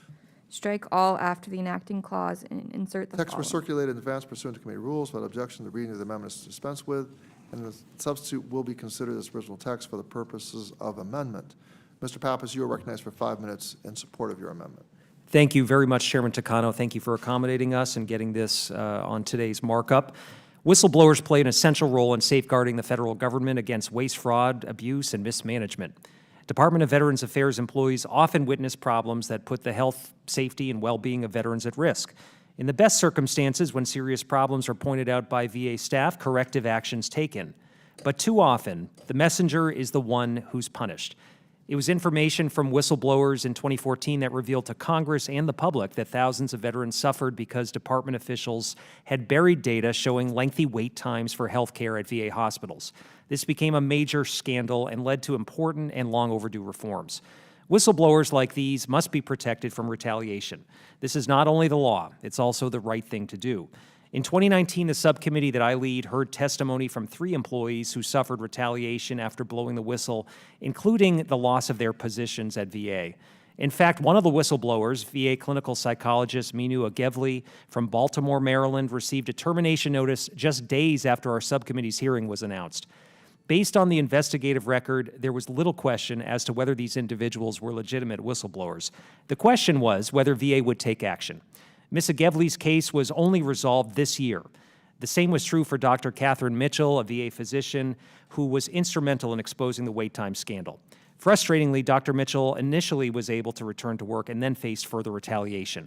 Third individual we spoke with, Mr. Jeff Detbarm, an X-ray technician from Iowa City.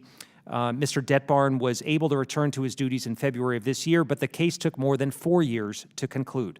So let's underscore this point. For these 3 individuals, the wait for justice was measured in years.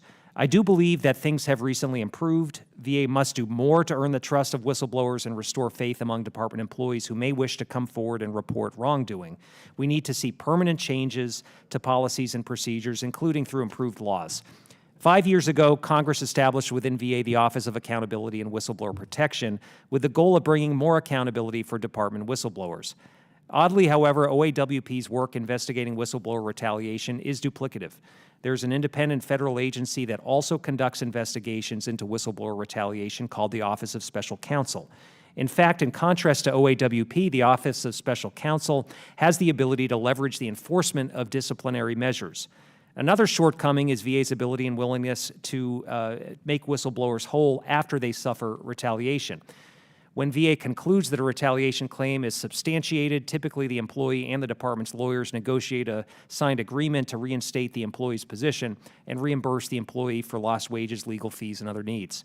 However, these settlement agreements typically take months or even years to conclude. Meanwhile, the whistleblower may face financial hardship and psychological strain. Ranking Member Mann and I have reached consensus on a bipartisan bill that would strengthen the independence and mission of VA's whistleblower office. Most notably, H.R. 8510 would end OAWP's investigative authorities, which are duplicative of the Independent Office of Special Counsel.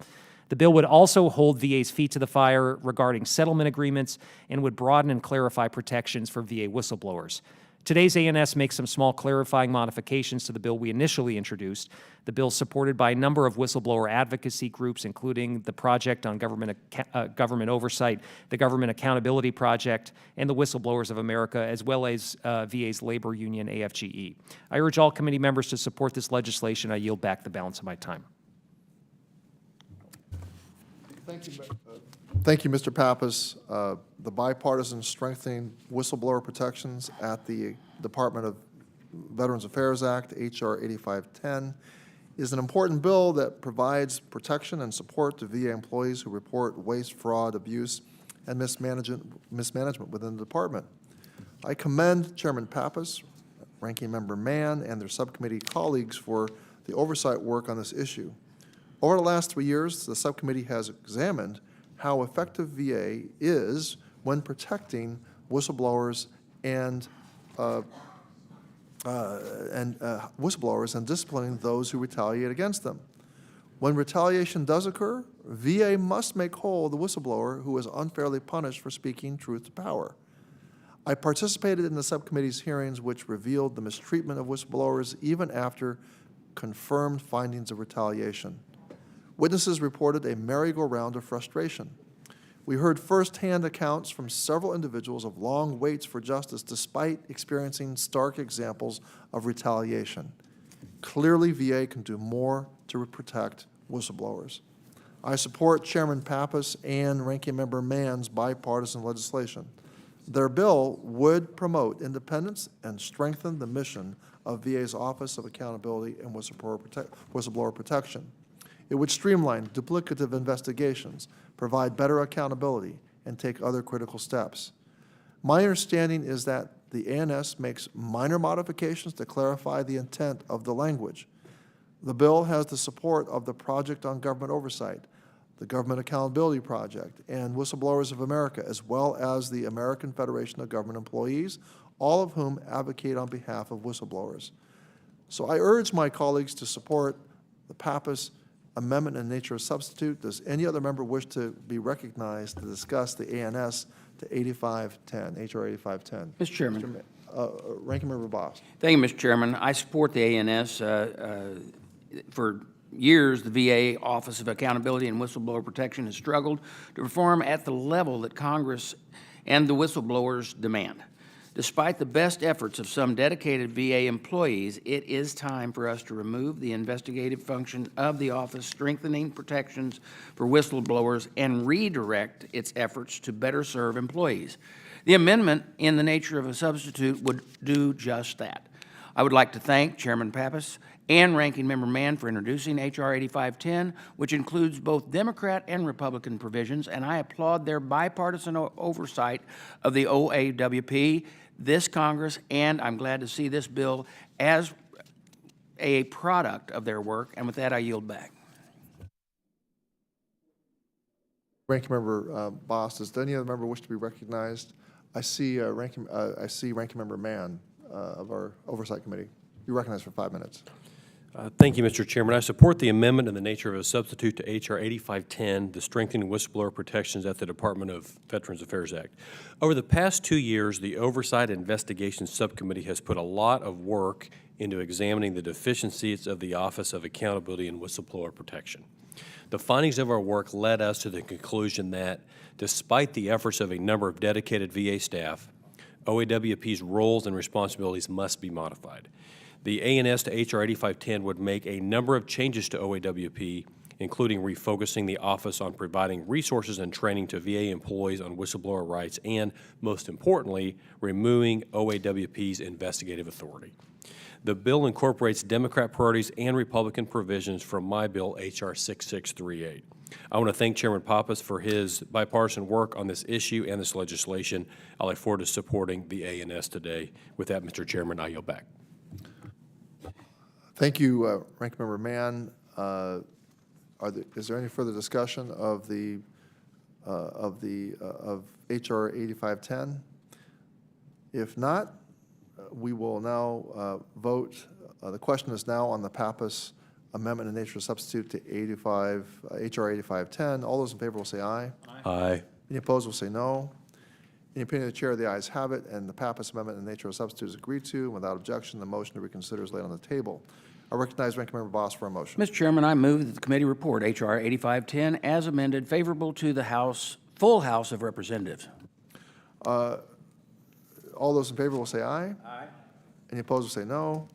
In the opinion of the chair, the ayes have it. The motion is agreed to. Without objection, the staff is authorized to make necessary technical and conforming changes in the committee amendments. Ranking Member Boss. Mr. Chairman, pursuant to House Rule 11, Clause 2, I give notice of intent to file minority and supplemental additional and dissentive views on H.R. 8510 as amended.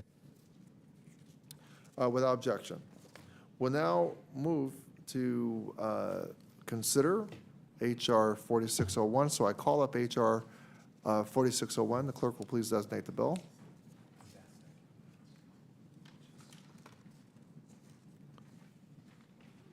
Is our clerk? Where's our clerk? H.R. 4601 to amend Title 38 United States Code to authorize the Secretary of Veterans Affairs to award grants to states to improve outreach to veterans and for other purposes. The text was circulated in advance pursuant to committee rules. Without objection, the first reading is dispensed with, and I now recognize Representative Levin to offer an amendment.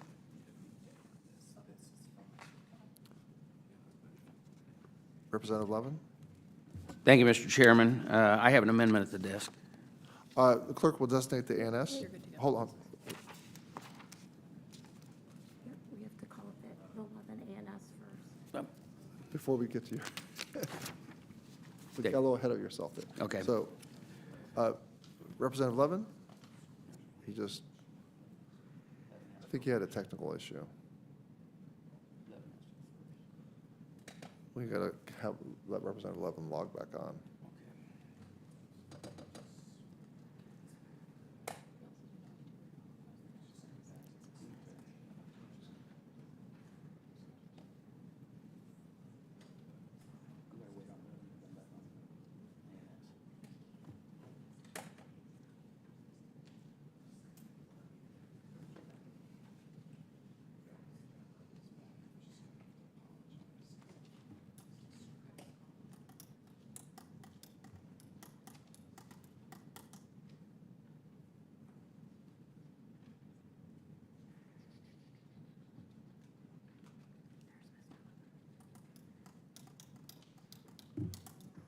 Mr. Levin?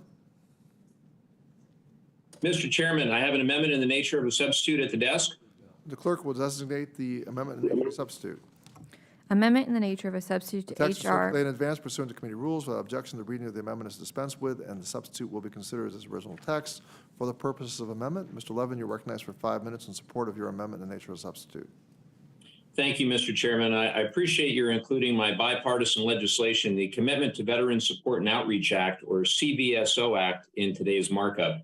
This is a bipartisan, bicameral bill that I introduced with Representatives Rosendale, Tim Ryan, and McMorris Rogers, alongside Senators Baldwin, Sullivan, Hester, and Daines, to improve veterans' ability to use their benefits. Specifically, the Cbso Act would authorize VA to award competitive grants to bolster the work of county veteran service officers, also known as CVSOs. CVSOs are local county employees who are nationally accredited by VA to prepare, present, and prosecute VA claims. They're often veterans and their families' best allies in navigating the red tape at VA and the first to inform them about resources at their disposal. CVSOs help enroll veterans into the Veterans Health Administration and provide assistance on a range of benefits, including service-connected disability compensation, VA home loans, education benefits, and job placement assistance. The grant funding provided under the Cbso Act will be used to hire additional Cbsos, train more Cbsos for VA accreditation, improve outreach to veterans, and otherwise enhance Cbso's ability to support veterans. This is particularly important for the millions of veterans who gain benefits under the recently enacted PACT Act and need help accessing them. While this is not a mental health program, it'll strengthen economic supports, improve access to care, and enhance connectedness, key strategies that reduce risk and promote protective factors for suicide. For those reasons, I urge my colleagues to support the Cbso Act today. That's also why the National Association of State Directors of Veterans Affairs, or NASVDA, the National Association of Counties, or NACO, and the National Association of CVSOs, or NACVSO, among others, support this legislation. I have a statement for the record from those organizations to that effect and ask that they be entered into the record. Without objection, so ordered. Thank you, Mr. Chairman. I appreciate it, and I yield back. Thank you, Mr. Levin. This bill authorizes VA to provide grants to states to implement programs that provide outreach and assistance to veterans and their families to ensure that such individuals are fully informed about veterans' benefits and programs. Specifically, VA may provide grants to states to implement or enhance outreach activities or activities to assist in development and submittal of claims for veterans or increase the number of county or tribal veteran service officers in the state. Additionally, VA would be required to prioritize awarding grants in areas with a critical shortage of county or tribal veteran service officers, areas with high rates of suicide among veterans, and areas with high rates of referrals to the Veterans Crisis Line. With high-profile, sweeping veterans legislation like the PACT Act recently signed into law, the support and outreach offered by H.R. 4601 would greatly assist in implementing such new programs as smoothly as possible. With enhanced communication and outreach focused on explaining new benefits and services to a broader range of veterans and their families, the more opportunities we will have to connect with potential beneficiaries interacting with VA for the very first time. With more accredited claims representatives available to assist with the preparation and submission of claim applications, the better positioned VA will be to decide these claims in a more timely and accurate manner. And with funds to recruit and train more county and tribal veteran service officers, helpful skills and information related to life-changing benefits and other VA services will reach farther into our veteran communities that are so often and undeservedly overlooked. I recently visited the Navajo Nation. When I recently visited the Navajo Nation, I heard that this legislation would be extremely helpful to their efforts to assist veterans with accessing their benefits. So I am pleased tribes will be able to directly apply for these grants. I thank Representative Levin for crafting this important legislation and urge my colleagues to support the amendment in the nature of a substitute and the underlying bill. Does any other member wish to be recognized to discuss the amendment in nature of a substitute to H.R. 4601? Ranking Member Boss. Thank you, Mr. Chairman. I have an amendment at the desk. The clerk will designate the amendment. Amendment to the amendment in the nature of a Text was substitute. circulated in advance pursuant to committee rules. Without objection, the reading of the amendment is dispensed with. Mr. Boss, you are recognized for 5 minutes in support of your amendment. Thank you, Mr. Chairman. Mr. Levin's legislation seems to be the most seriously impacted by the Toxic Exposure Fund scoring problem. CBO explained that they had to assign an additional $70 million mandatory cost because of the fund's impact. That creates a serious barrier to passing this legislation. My amendment would permanently resolve that issue and the other bills on today's markup and all the future bills. It is vital to the committee's ability to operate that we resolve this situation, and I urge my colleagues to support the amendment. In the interest of time, I will not repeat myself again. And I yield back. Well, thank you, Ranking Member Bost. I just want to I appreciate that, you won't repeat the arguments. I'll just say and I'll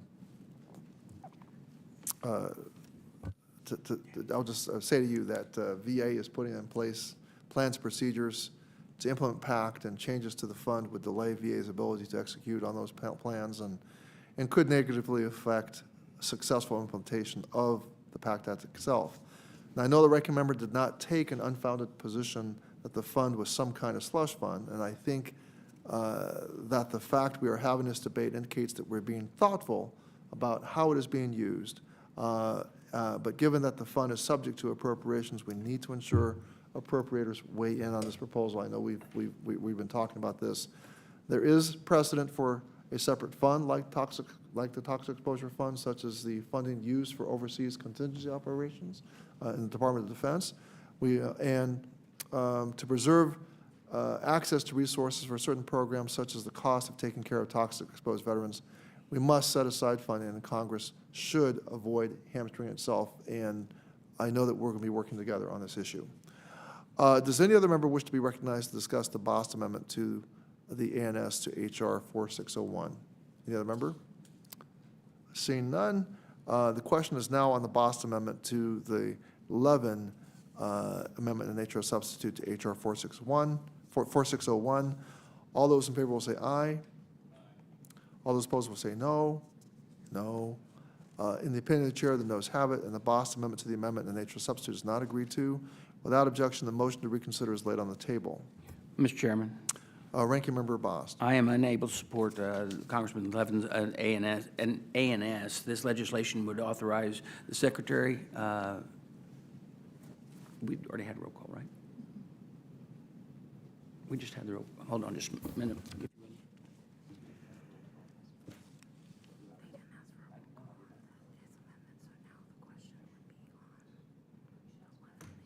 I would ask for a recommendation, or a roll call on the last one, On the on the Bost Amendment. on your Bost Amendment. Yes, please. Okay. All right, so there being a sufficient second, I assume, yes, I see a sufficient second. A recorded vote is ordered on the Bost Amendment nature of substitute pursuant to Committee Rule 4. Proceedings on the measure shall be postponed. We will now move to H.R. 3304. I now call up, the clerk will designate the bill H.R. 3304. H.R. 3304 to Text was amend circulated in title. advance pursuant to committee rules. Without objection, the first reading is dispensed with. The bill will be considered as read and open to amendment at any point. I recognize myself to offer an amendment in the nature of a substitute. The clerk will designate the Takano amendment in the nature of a substitute. Amendment in the nature of a substitute to H.R. Text was circulated in 33. advance pursuant to committee rules. Without objection, the first reading is dispensed with, is considered as read, and will be considered as original text for the purposes of amendment. I now recognize myself for 5 minutes to speak on my amendment in the nature of a substitute. Now, I was honored to introduce this legislation with Representative Fletcher, and I offer this ANS to allow this committee to advance the bill and bring it to the floor of the House as soon as possible. Currently, disabled veterans are only allowed a single grant to modify a vehicle to provide them mobility. That means there are cars that are 25, 30, or even 40 years old on the road because the veteran has no other option. The Cars for Vets Act finally expands eligibility for disabled veterans to obtain vehicles modified for their disabilities more than once in their lifetime. The amendment in the nature of a substitute immediately allows those who've waited 25 years to get a new vehicle today, and soon the benefit will allow all of those who have waited 10 years to do so to obtain a vehicle. The legislation also expands the definition of medical services to include certain vehicle modifications so that veterans can attend medical appointments. This legislation has long been a priority for veterans and is supported by DAV, VFW, PVA, and countless other veterans organizations. Does any other member wish to be recognized to discuss Mr. Chairman. the ANS to H.R. 3304? Ranking Member Bost. Thank you, Mr. Chairman. I'm very supportive of your amendment in the nature of a substitute. The ANS would finally find a fiscally responsible way to provide deserving population and with safe and reliable transportation that they need. We all know that the life of a vehicle is not infinite. except for my father who just recently passed. He thought they were infinite. And then because of this, I'm real pleased to see the proposed move forward today and that this is fully offset. And I can say that the case of many of these other bills on the agenda, and I can't say that with many of the other bills on the agenda.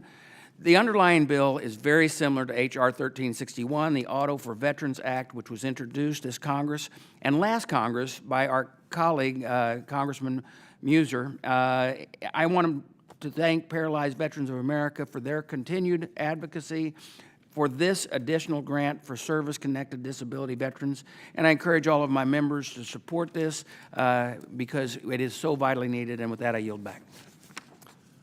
Well, thank you, Ranking Member Bost. Any further discussion on the bill?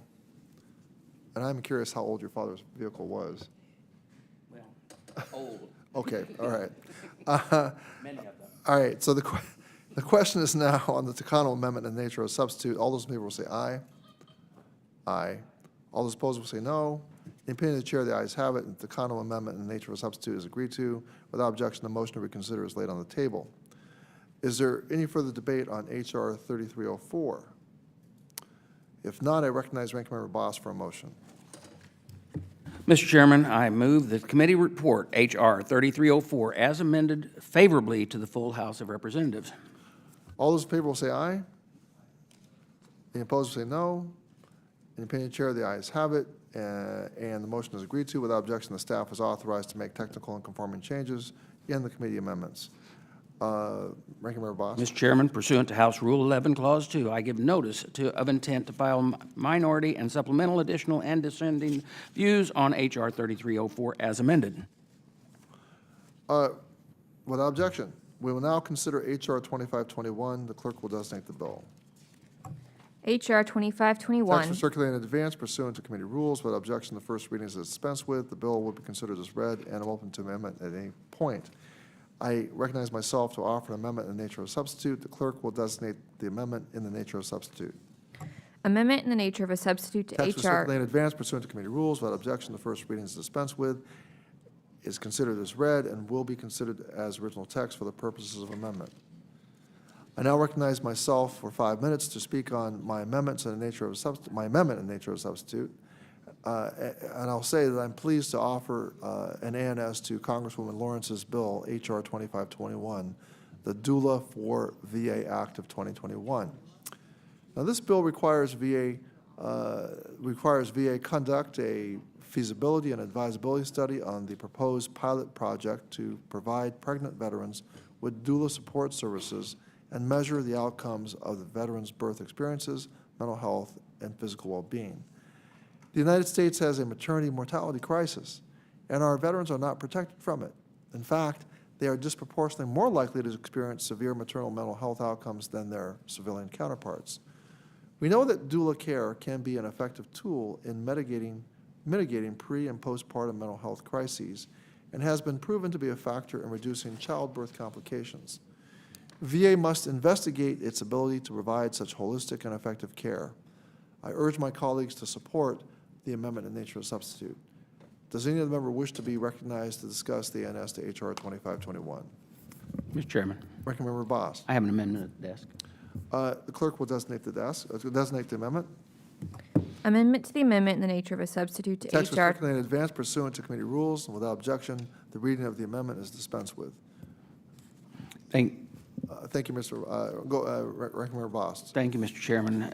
Once again, Mr. Chairman, my amendment would revert the Toxic Exposed Fund, or in the PACT Act language, back to its original version that you wrote in the House passage. It would eliminate the mandatory cost of this bill, even though your amendment is in the nature of substitute, only requires a study. Cbso has identified a mandatory cost that will have an impact should the pilot go forward on VA's recommendation.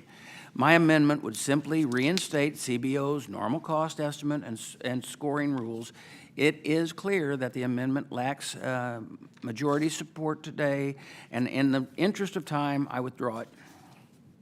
Well, I thank you, and I accept your You're withdrawing the amendment, Ranking Member Bost. Yeah, Thank you, Mr. Chairman, but unfortunately, I still can't support the bill. I cannot agree more that this is it's critical that we support women veterans throughout their pregnancies. Just in the last few years, the use of maternity services within the VA has increased 44%.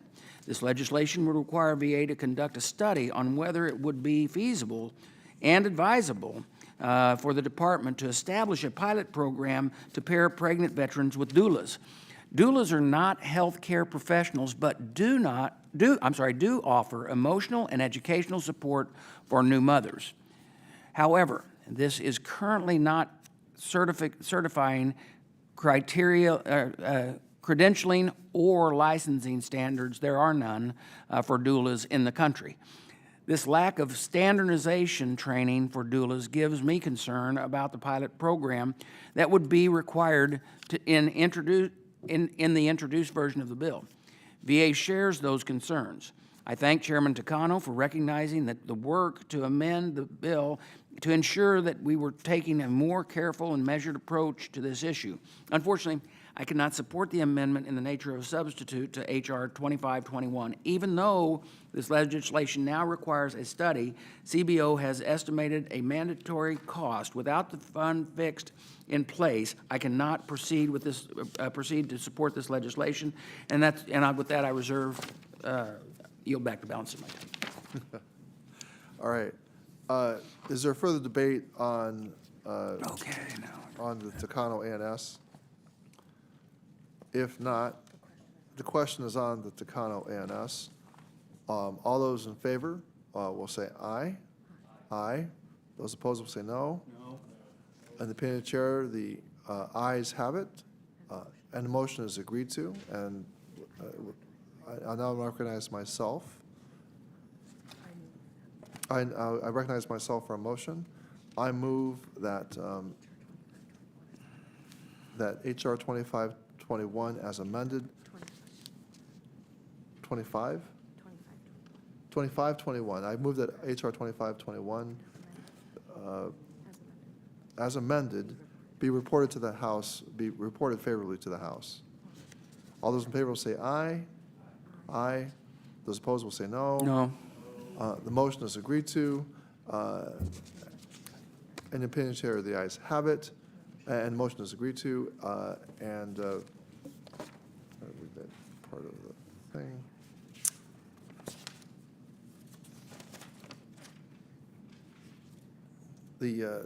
Without objection, the staff is authorized to make technical and conforming changes in the committee amendments.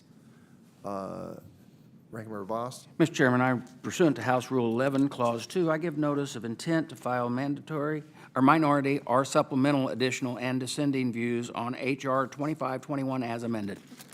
Without objection, we now will move to H.R. 7589. The committee will now proceed to the consideration of H.R. 7589. Clerk will please designate the bill. H.R. 7589 to amend Title 38 United States Code to prohibit the imposition or collection of co-payments for certain mental health Text is outpatient. circulated in advance pursuant to committee rules. Without objection, the first reading is dispensed with, and the bill is considered as read and open for amendment at any point. I now recognize myself to offer an amendment in the nature of a substitute. The clerk will designate the amendment in the nature of a substitute. Amendment in the nature of a Text was substitute. circulated in advance pursuant to committee rules. Without objection, the first reading is dispensed with and is considered as read. The first reading dispensed with is considered as read and will be considered as original text for the purposes of amendment. I now recognize myself for 5 minutes. I am very pleased to offer an amendment in the nature of a substitute to my bill, H.R. 7589, the Reduced and Eliminate Mental Health Outpatient Veteran Copays or Remove Copays Act. This bill turns a legislative proposal from VA into a law that will make every enrolled veteran's first 3 outpatient mental health appointments at VA free every year. We know that what may seem like low copays can in fact be significant financial barriers for many veterans. Our goal is to knock down all barriers for veterans seeking and accessing high-quality, timely mental health care at VA. VA strongly supports this bill, as do many VSOs and mental health organizations. I urge my colleagues to vote yes on the ANS, which does not change the intent of the original bill, but incorporates technical assistance from VA. Is there further discussion on the amendment and nature of a substitute? Mr. Chairman, Ranking Member Bost. I would like to thank Chairman Takano for introducing H.R. 7589 that removes Copays Act.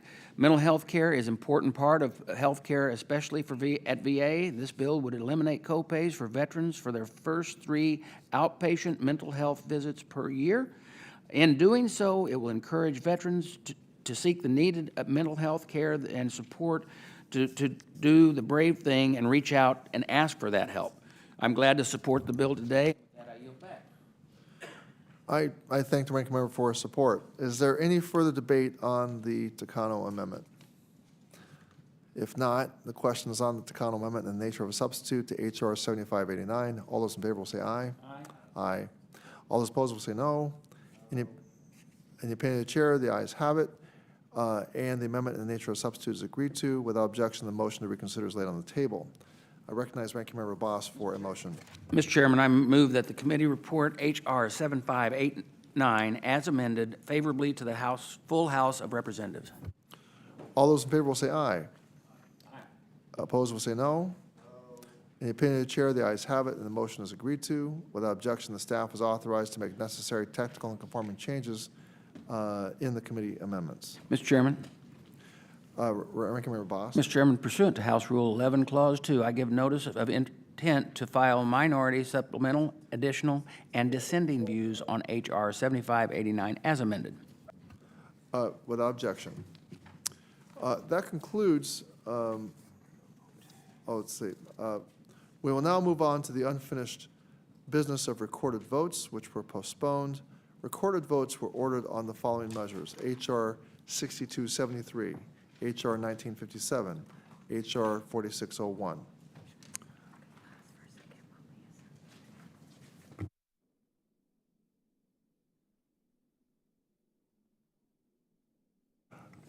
We're going to just take a slight pause to make sure that we have all of the votes in order.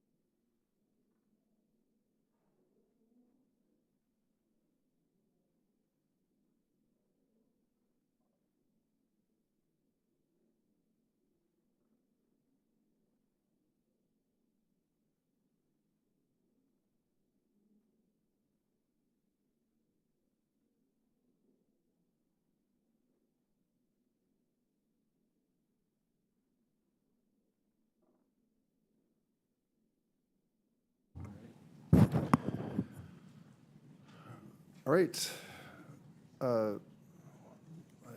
Pause is lifted. Recorded votes were ordered on Bost Amendment to H.R. 6273. The question now occurs on agreeing to the Bost Amendment to H.R. 6273, on which a recorded vote was ordered. The clerk shall call the roll. Ms. Brownlee, No. Mr. Lamb, No. Mr. Levin, No. Mr. Pappas, Ms. Luria, Ms. Luria, Luria votes no. We'll say no together. Ms. Luria, Luria votes no. Mr. Mervan, Mervan votes no. Ms. Sheriff-List McCormick, Sheriff-List McCormick votes no. Where's the volume? Mr. Sablon, Mr. Sablon votes no. Ms. Underwood, Underwood votes no. Mr. Allred, Mr. Allred, Ms. Frankel, No. Ms. Sotkin, No. Mr. Trone, Mr. Trone, Ms. Capter, No. Dr. Ruiz, No. Mr. Gallego, Mr. Gallego, Ranking Member Bost, Yes. Ms. Radawagon, Ms. Radawagon, Mr. Bergman, Mr. Banks, Mr. Roy, Yes. Mr. Mann, Yes. Mr. Moore, Yes. Ms. Mace, Mr. Cawthorn, Yes. Mr. Nels, Yes. Mr. Rosendale, Yes. Dr. Miller Meeks, Dr. Miller Miller, Meeks says yes. Mr. Elzey, Elsie, yes. Ms. Conway, Ms. Conway, Mr. Allred, Mr. Allred, Mr. Trone, Mr. Trone, Mr. Gallego, Mr. Gallego, Ms. Radawagon, Ms. Radawagon, Ms. Conway, Ms. Conway, Mr. Chairman, Mr. Chairman, Chairman Takano votes no. Are there any members who wish to change their vote?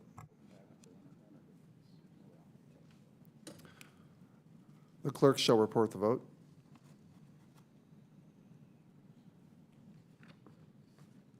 Mr. Chairman, for this vote, there are 12 ayes and 14 noes. The amendment is not agreed to, and without objection, the motion to reconsider is laid on the table. Mr. Chairman. Ranking Member Bost. Thank you, Mr. Chairman. I think you were going to speak on the bill. He was asked about motion to reconsider. My motion to reconsider was left on the table. You finished that? Yes. Yes, so now, yeah. Yeah. Yeah, so I now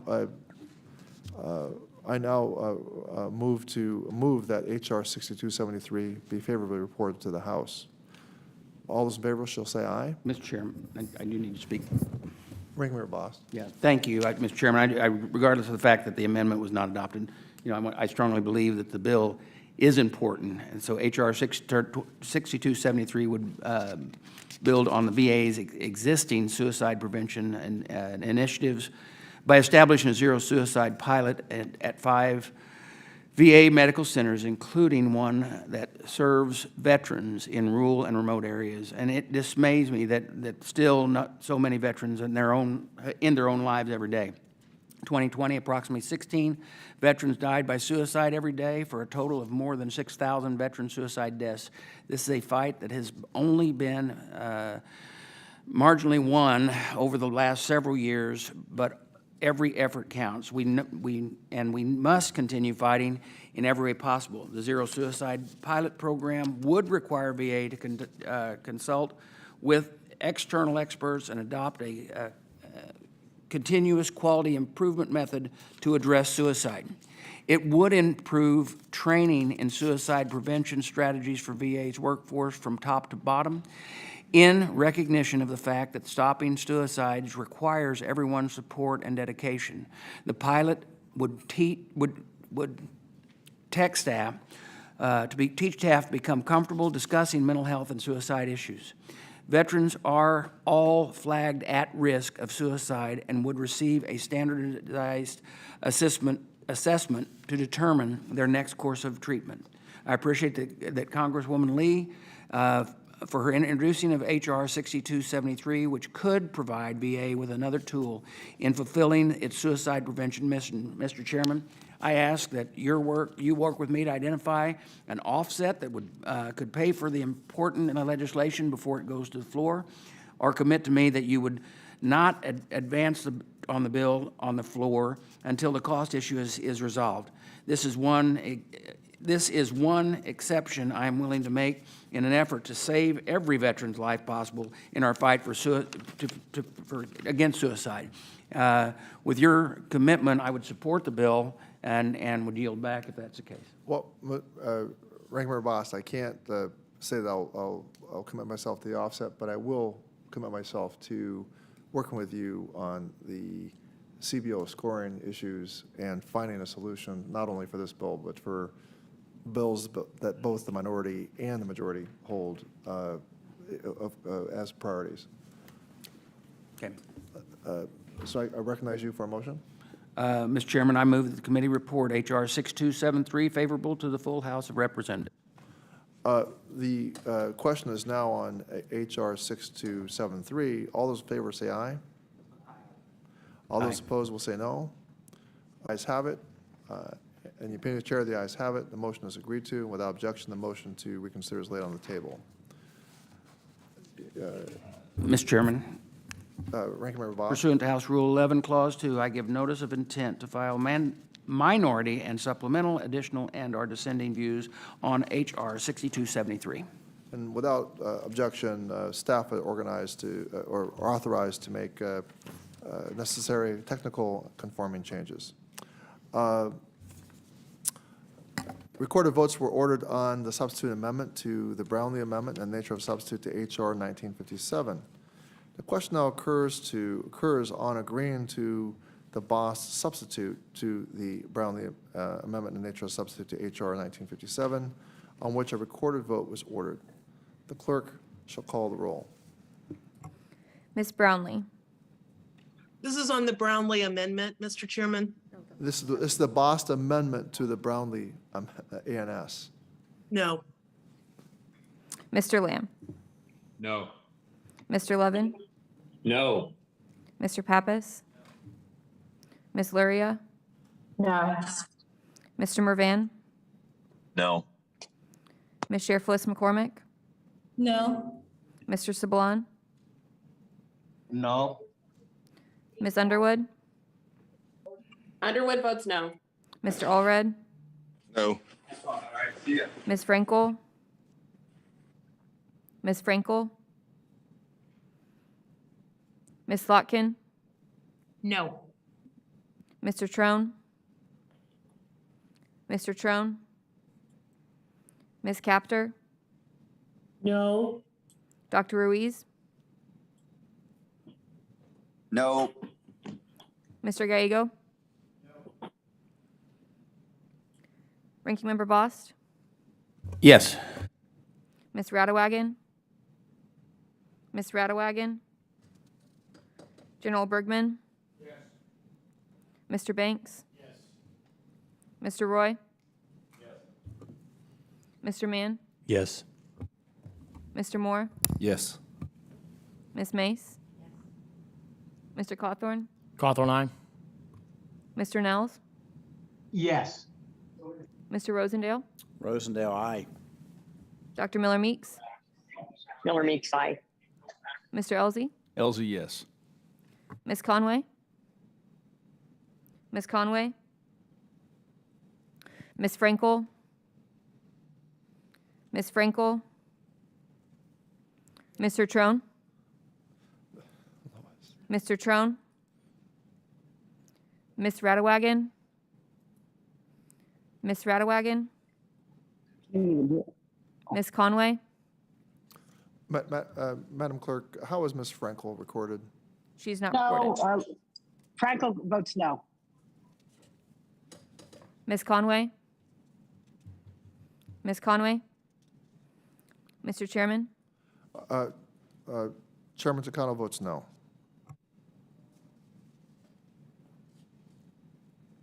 Clerk will report the vote.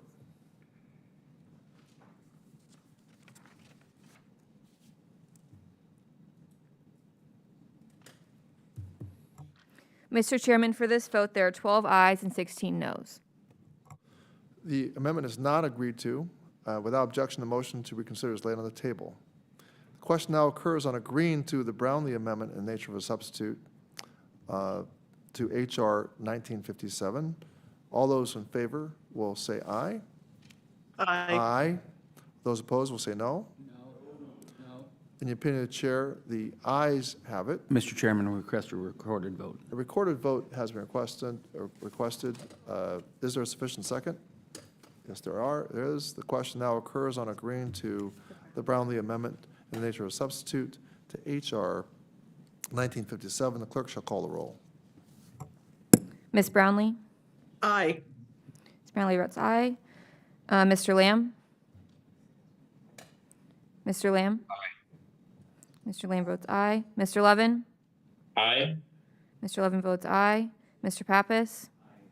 Mr. Pappas votes aye. Ms. Luria? Aye. Ms. Luria votes aye. Mr. Mervan?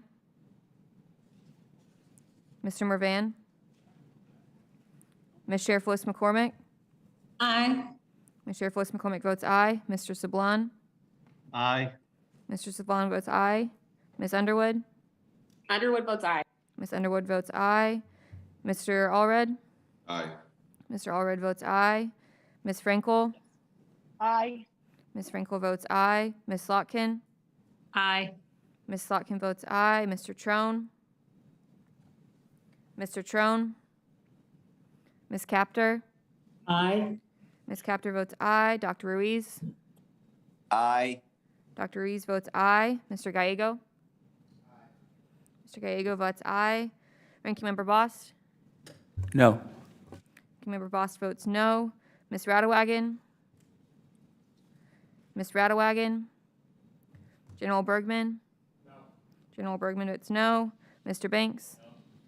Mr. Banks votes no. Mr. Roy? No. Mr. Roy votes no. Mr. Mann? No.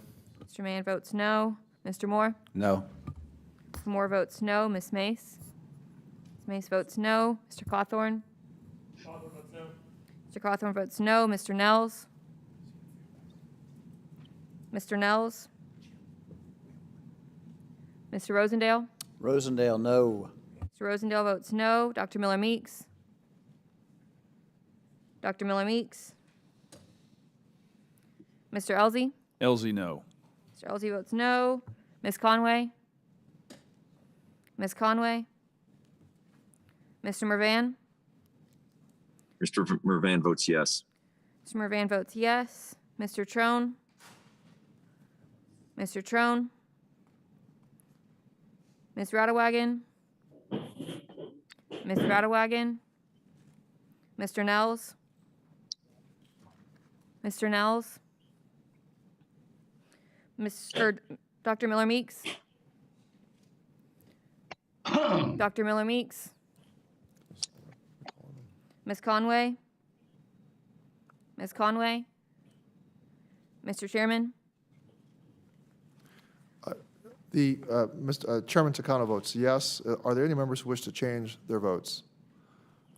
The clerk will report the vote.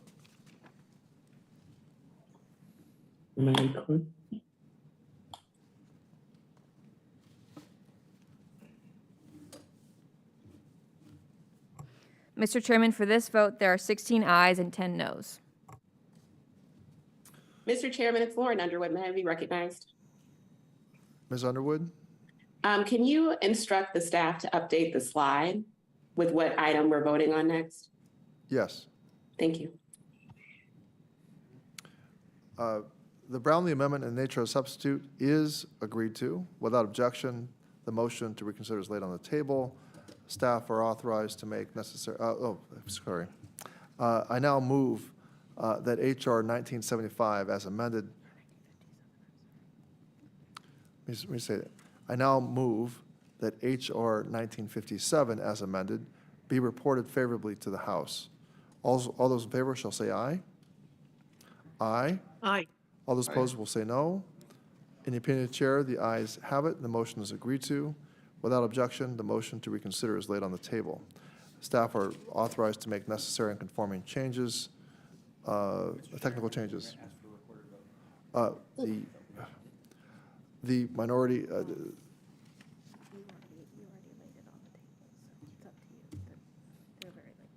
all right.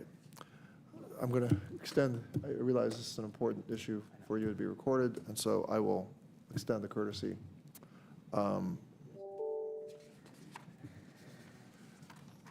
The clerk will, the question now occurs on the motion to favorably report HR 1957 as amended to the floor of the House. The clerk shall call the roll.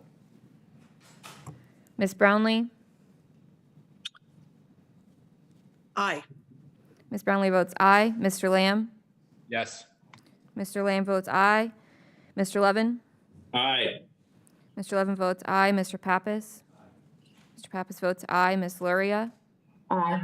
Ms. Luria votes aye. Mr. Mervan? Mervan votes yes. Mervan votes yes. Ms. Sheriff Lewis McCormick? Sheriff Lewis McCormick votes aye. Ms. Sheriff Lewis McCormick votes aye. Mr. Sablon? Sablon votes aye. Mr. Sablon votes aye. Ms. Underwood? Underwood votes aye. Ms. Underwood votes aye. Mr. Allred? Aye. Mr. Allred votes aye. Ms. Frankel? Ms. Frankel? Ms. Slotkin? Aye. Ms. Slotkin votes aye. Mr. Trone? Mr. Trone? Ms. Capter? Aye. Ms. Capter votes aye. Dr. Ruiz? Aye. Dr. Ruiz votes aye. Mr. Gallego? Mr. Gallego votes aye. Ranking Member Bost? No. Ranking Member Bost votes no. Ms. Radewagen? Ms. Radewagen? Mr. Banks? Mr. Banks votes no. Oh, General Bergman? General Bergman votes no. Mr. Roy? No. Mr. Roy votes no. Mr. Mann? No. Mr. Mann votes no. Mr. Moore? No. Mr. Moore votes no. Ms. Mace? Ms. Mace votes no. Mr. Cawthorn? Cawthorn votes no. Mr. Cawthorn votes no. Mr. Nels? Mr. Nels? Mr. Rosendale? Rosendale, no. Mr. Rosendale votes no. Dr. Miller Meeks? Dr. Miller Meeks? Mr. Elzey? Elzey, no. Mr. Elzey votes no. Ms. Conway? Ms. Conway? Ms. Frankel? Ms. Frankel? Ms. Frankel? Mr. Trone? Mr. Trone? Ms. Radewagen? You missed it. Madam Clerk, Right. how is Ms. Frankel recorded? Ms. Frankel is not recorded. Ms. Frankel, how do you wish to vote? Frankel votes yes. Ms. Frankel votes aye. Ms. Radewagen? Ms. Radewagen? Mr. Nels? Mr. Nels? Dr. Miller Meeks? Dr. Miller Meeks? Ms. Conway? Ms. Conway? Mr. Chairman? Chairman votes aye. Are there any members who wish to change their votes? The clerk will report the vote.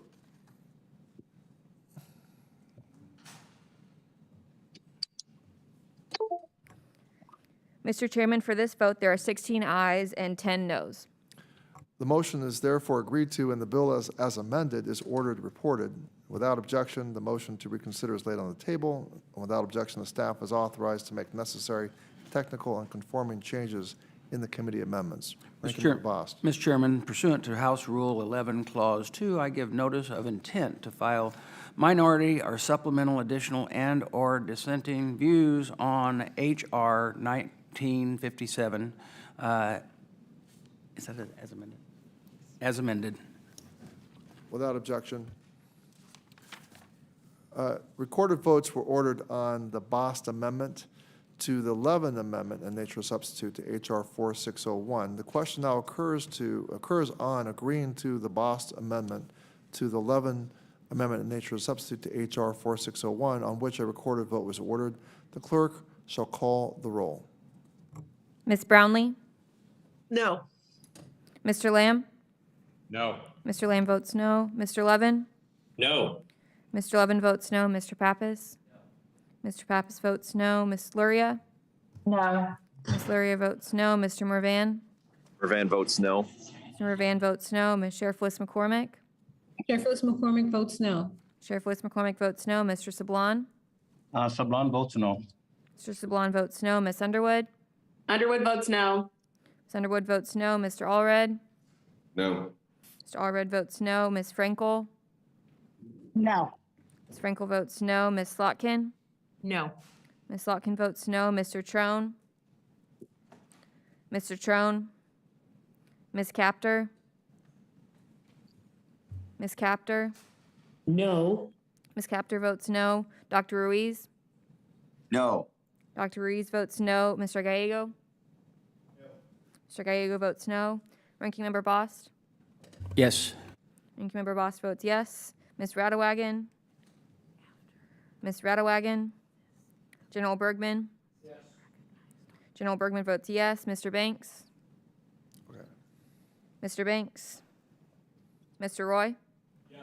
Mr. Roy votes yes. Mr. Mann? Yes. Mr. Mann votes yes. Mr. Moore? Yes. Mr. Moore votes yes. Ms. Mace? Yes. Ms. Mace votes yes. Mr. Cawthorn? Mr. Cawthorn votes yes. Mr. Nels? Mr. Nels? Mr. Rosendale? Rosendale, aye. Mr. Rosendale votes aye. Dr. Miller Meeks? Dr. Miller Meeks? Mr. Elzey? Elzey, aye. Mr. Elzey votes aye. Ms. Conway? Ms. Conway? Mr. Trone? Mr. Trone? Ms. Radewagen? Ms. Radewagen? Mr. Banks? Mr. Banks? Mr. Nels? Mr. Nels? Dr. Miller Meeks? Dr. Miller Meeks? Ms. Conway? Ms. Conway? Mr. Chairman? Chairman votes no. Are there any members who wish to change their votes? The clerk will report the vote.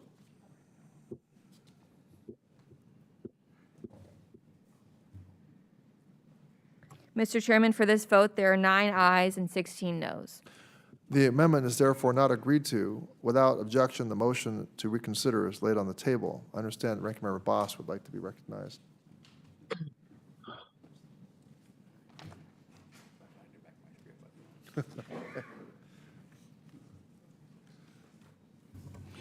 Mr. Chairman, I'm unable to support Congressman Levin's ANS.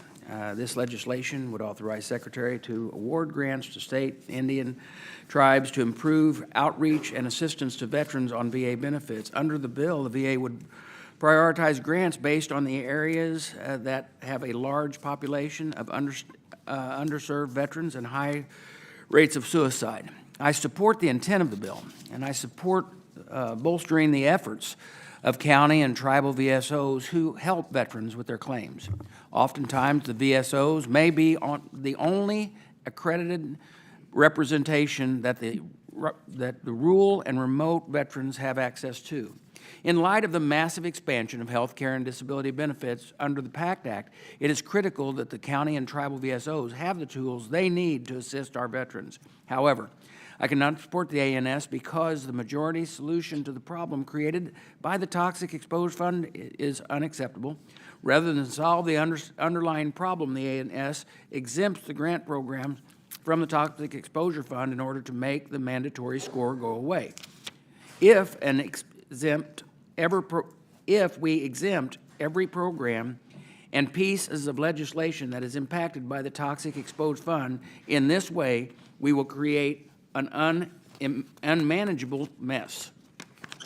2 weeks ago, the VA provided its initial plan for how the additional fund backed act would be used to expand health care and benefits. VA noted that it is already very difficult to track when programs will be paid for by the Toxic Exposed Fund as opposed to the regular budget. For example, VA quoted, "It is not economically or operationally justifiable to parse disability compensation claim conditions to different examiners based on how they are funded," end quote. It would be irresponsible for the committee to create another layer of complication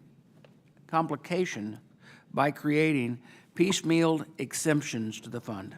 Instead, we need to fix the problem once and for all by passing a solution like the amendment that I offered. As I said earlier, while I support the intent of the bill, I cannot support the proposals we have before us today. I urge my colleagues to oppose the ANS, and I yield back. Thank you, Ranking Member Boss. The question is now, the question now occurs on agreeing to the Levin Amendment in the nature of a substitute as amended to the amendment in nature of a substitute to H.R. 4601.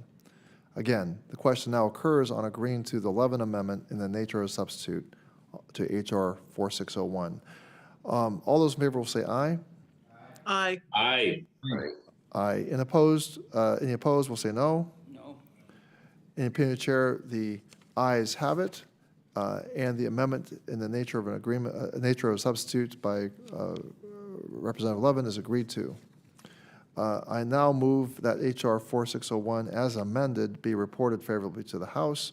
All those in favor will say aye. Aye. Aye.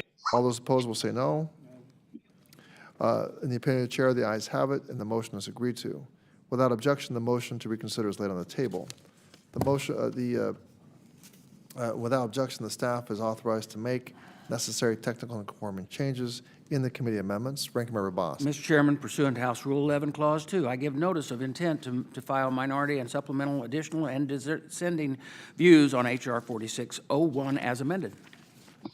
Without objection.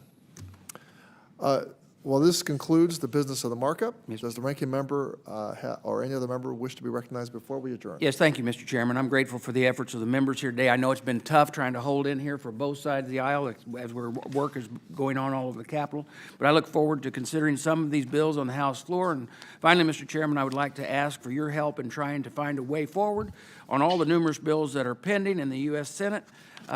It is the majority's job in both chambers to work with all parties to put together a strategy to pass the legislation we have pending into law.